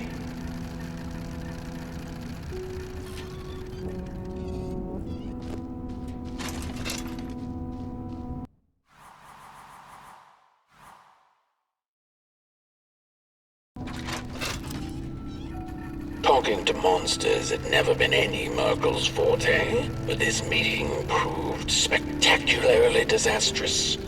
Barely escaping the gnashing teeth of the Mulgrim, she managed to escape by jumping into a lake, following its stream away from the swamps. Although the Mulgrim was far behind her, she could still hear its melancholy howl. "Mad with grief," she mumbled, "as I will be unless I find the sun again."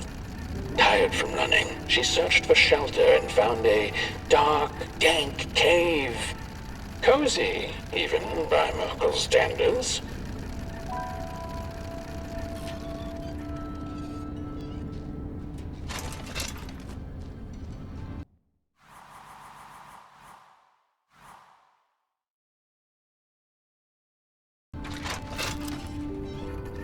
The wind blew cold in the cave, its whispers strangely soothing to the Merkle. As it turned out, the whispering belonged to a pack of starving crawlers who had begun circling her, their language known only to the dark itself.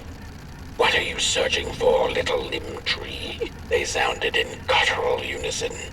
"These are dark days, and your kind does not belong anymore." The Merkle gathered her courage. "I am looking for the sun. I know you crawlers eat fire for dinner. Did you eat it?"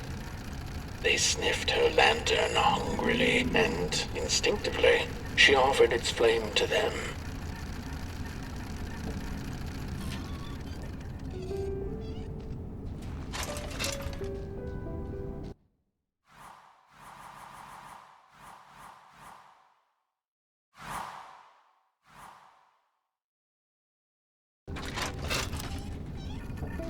The crawlers cackled like mad chickens. "Keep your fire, Clayling. Take it to the dark itself. Mayhaps there you shall find answers." Before the poor little Merkle could shriek, the crawlers had gone with the wind. Knowing not where to find the dark itself, everything looked pretty dark to her. The Merkle found her way back on the road, further away from home than she had ever been. The hills were looking stranger by the hour. The rocks upon them seemed to move. They were the head people, a peaceful yet grumpy sort who didn't take kindly to somebody's perusing their lands. They muttered at her as she passed them, but she couldn't make out their words. "What's that, little headlings? Are you saying you know who took the sun away?" But the heads only grunted and rolled away, back to the safety of their huts.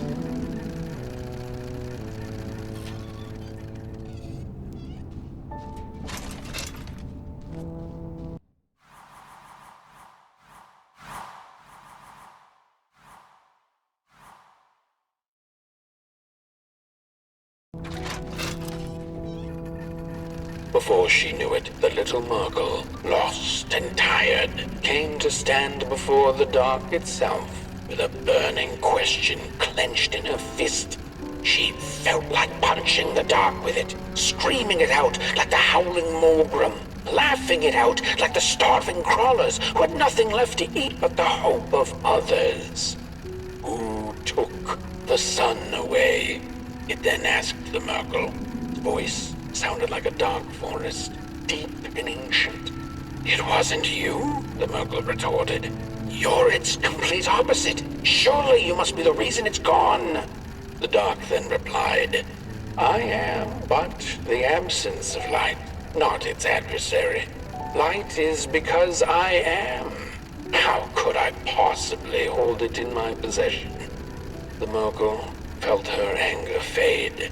She understood little besides one thing, that the darkness was not behind the missing sun, nor her suffering.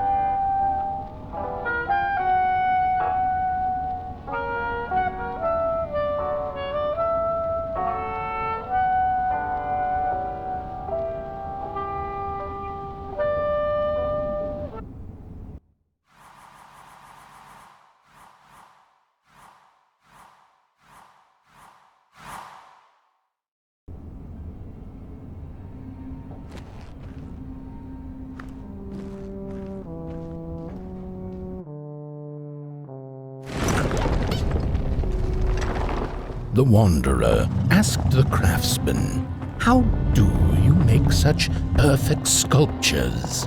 To which he replied, "Oh, there's nothing to it really. I go into the dark woods. I find the sculpture already waiting inside a tree. And then it's just a matter of carving it out."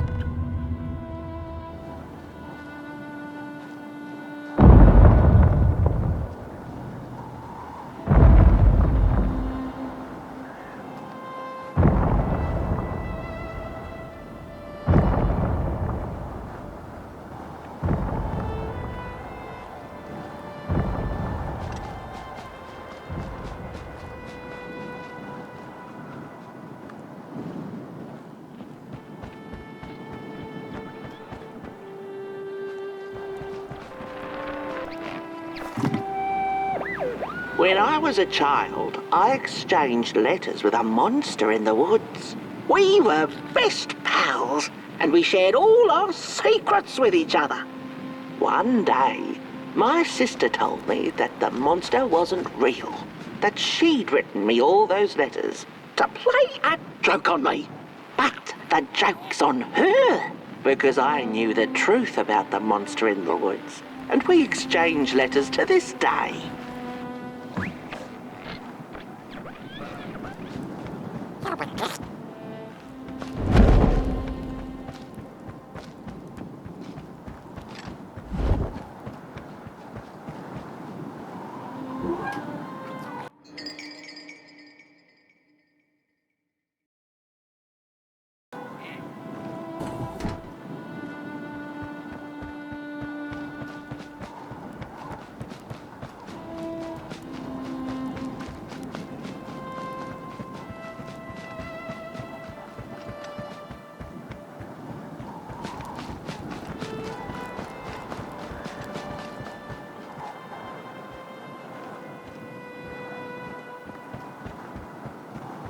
Hark!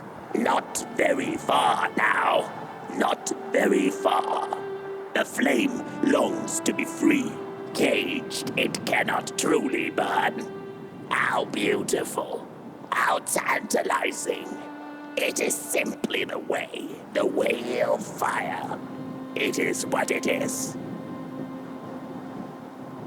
It is what it is. You must release it at the summit. The soothsayers have spoken.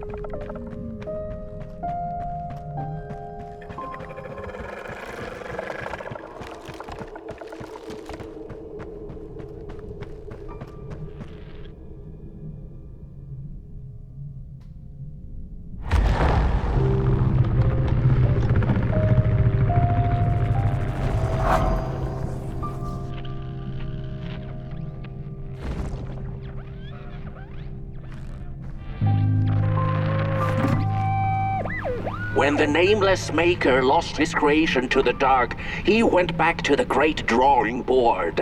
In his desperation to regain control, he made an attempt to sculpt the face of the dark itself, something he thought he'd glimpsed in his nightmares.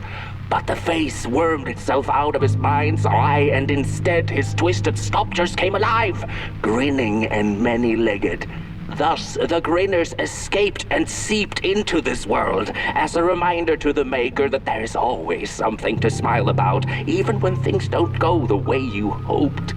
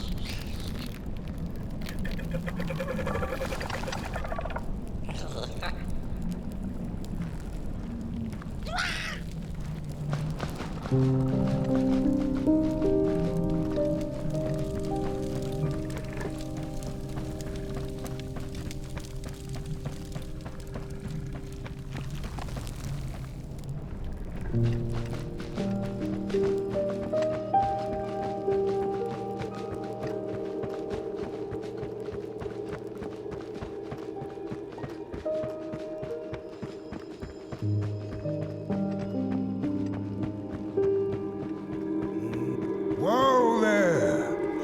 You look like you're about to move a mountain. That's what I get for trying to get in the way of a flame and its destination. Let him walk his walk. Ain't nothing gonna stop him now, looks like. Fare thee well now, Burnt One. You're going to Moon Mountain, and that walk is for you alone.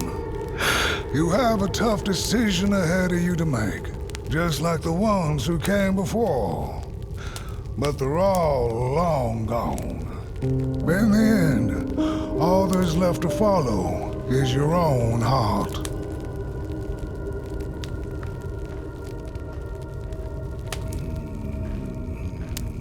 Hurry now. Go catch up with the old little spark before the dark does. Hurry now. Go catch up with the old little spark before the dark does.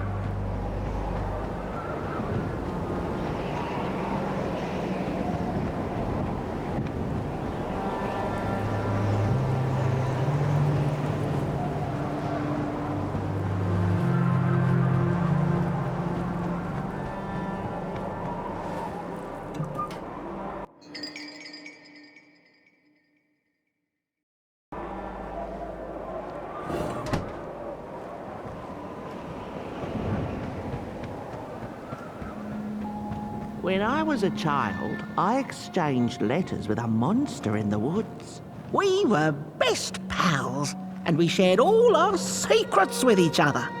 One day, my sister told me that the monster wasn't real, that she'd written me all those letters to play a joke on me. But the joke's on her, because I knew the truth about the monster in the woods, and we exchange letters to this day.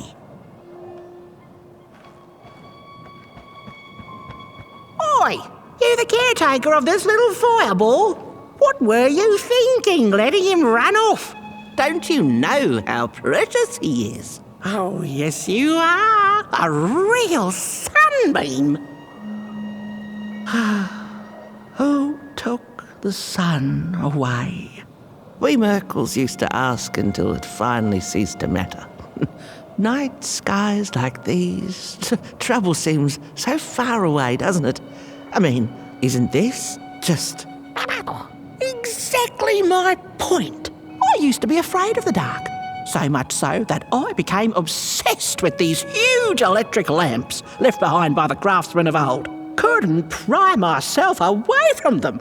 I'd sleep outdoors and under their blinding radiance. One day, I woke up to the noise of quivering planks and nails. And would you believe it was my own house leaving me? It had gotten so restless it grew a pair of legs, took a name and went on a hike. Housey was its name, bless its soul.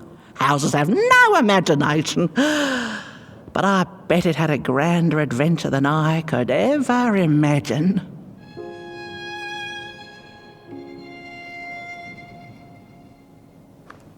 This little flame is your home, Burnt One.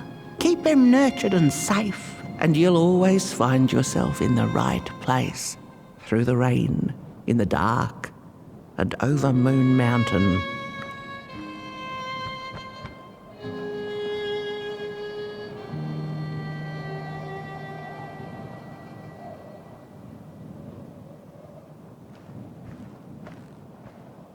Look at those stars burning like so many candle lights.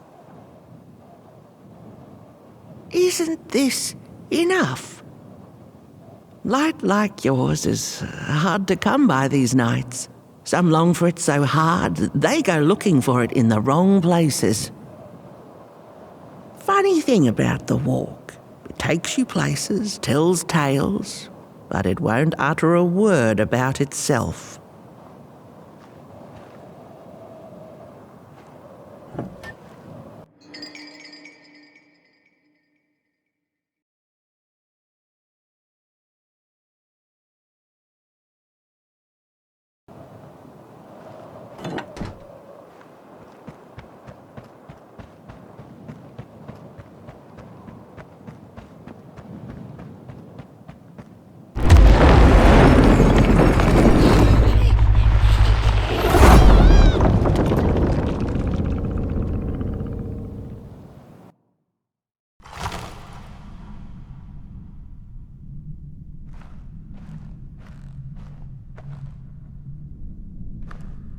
What is the dark? Is it ugly and cruel? Is it a place for monstrosities, for fools lost in the woods? A terrible void where all your nightmares come true.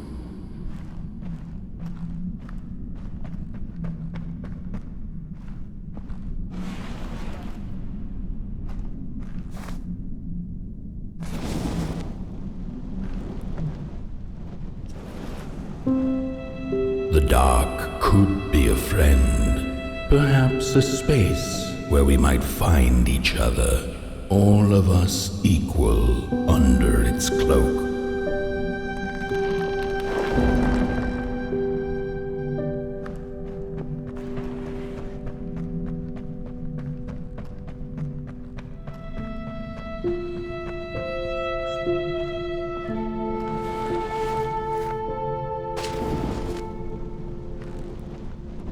The dark could be an embrace and the release of the old, like taking off a tight shoe, laying bare one's feet, and taking a first step onto a new adventure.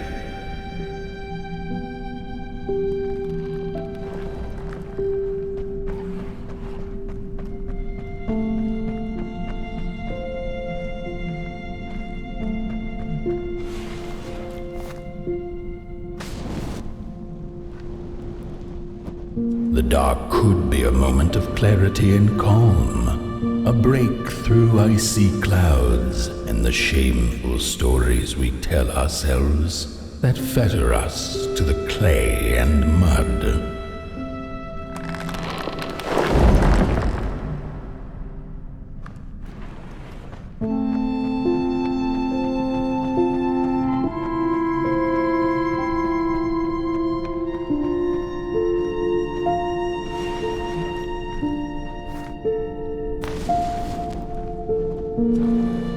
The dark could be the space and time that we need to recover from the death of a dream and the quiet promise of new beginnings waiting on the other side of grief.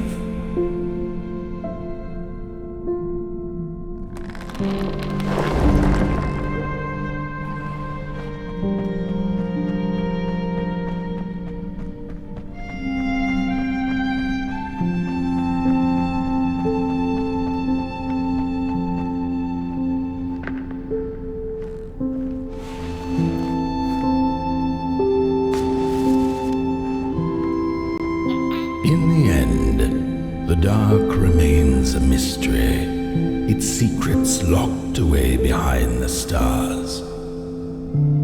But one can rest assured that it is always there, watching, patiently waiting for us to enter it, with fire in our hearts and with eyes wide open.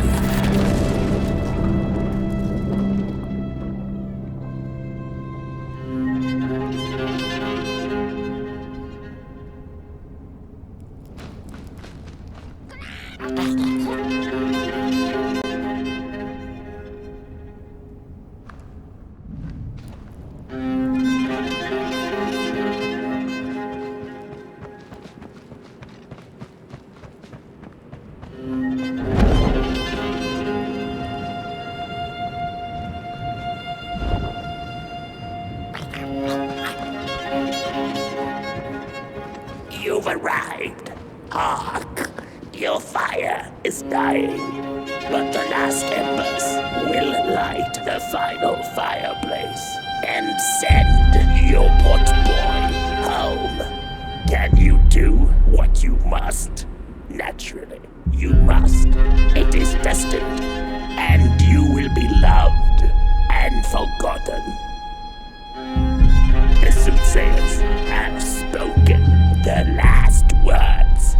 It has been an honor to watch your journey to the work table's edge. Now go and burn.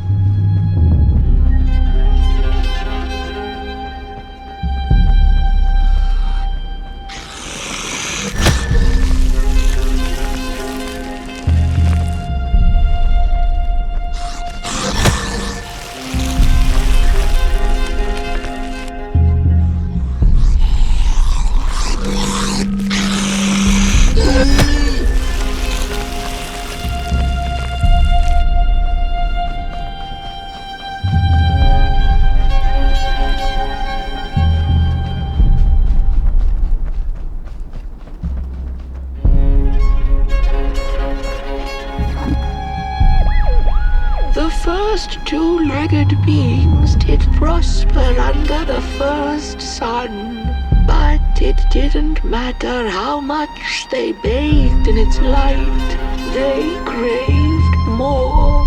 They sought to cage the sun, harness its power and make it theirs. But the Makers in their foresight had put the sun far, far away. So far that no creature could reach it. That's why in their desperation, the two-legged ones began to collect matches, lighting them like minuscule suns of their own. But there are only so many matches in this world. And one day they'll run out, and they shall once again look to the sun.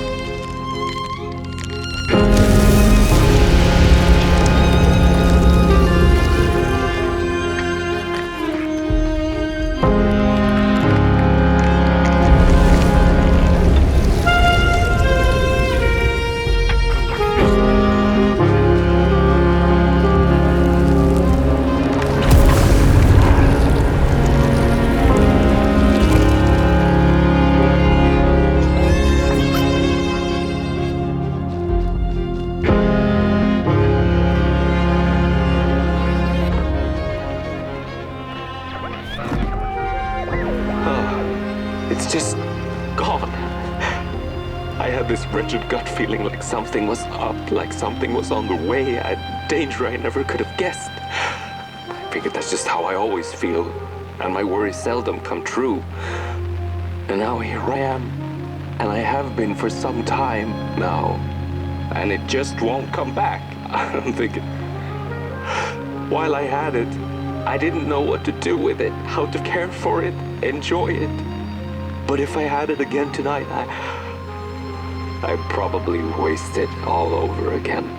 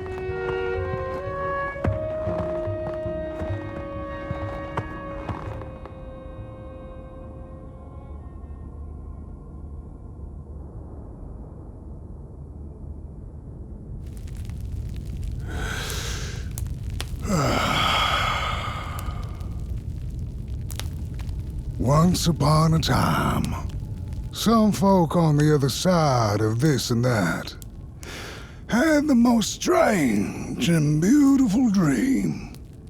I hope that tonight you caught a glimpse of it, and I wish you the levity and grace to smile in the darkest of times and on the way down your midnight walk.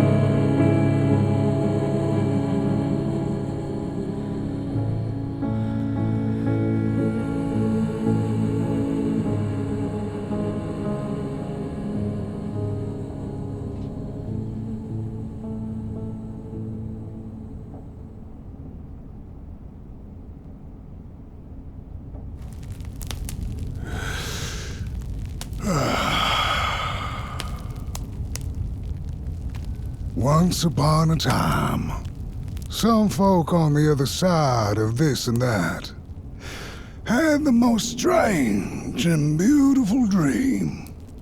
I hope that tonight you caught a glimpse of it, and I wish you the levity and grace to smile in the darkest of times and on the way down your midnight walk.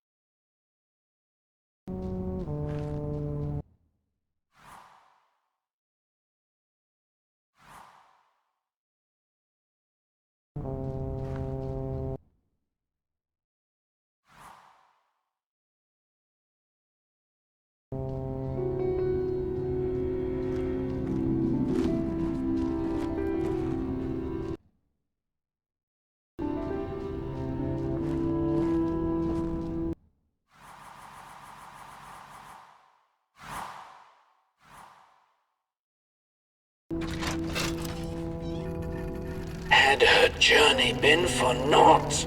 Would she ever feel the rays of the sun again? Bask in their glory, pick rocks on a cloudy summer's day? The Merkle was alone in her questions, but then again she wasn't. The dark held her in a blanket of nothingness that was cold and warm at the same time. So, she sniffed, "What do I do now?" To which the dark itself replied, "You don't have to do anything." She took an hour's nap then and there, the blink of an eye by Merkle standards, and then she began the journey back home, which seemed much shorter now than it had before.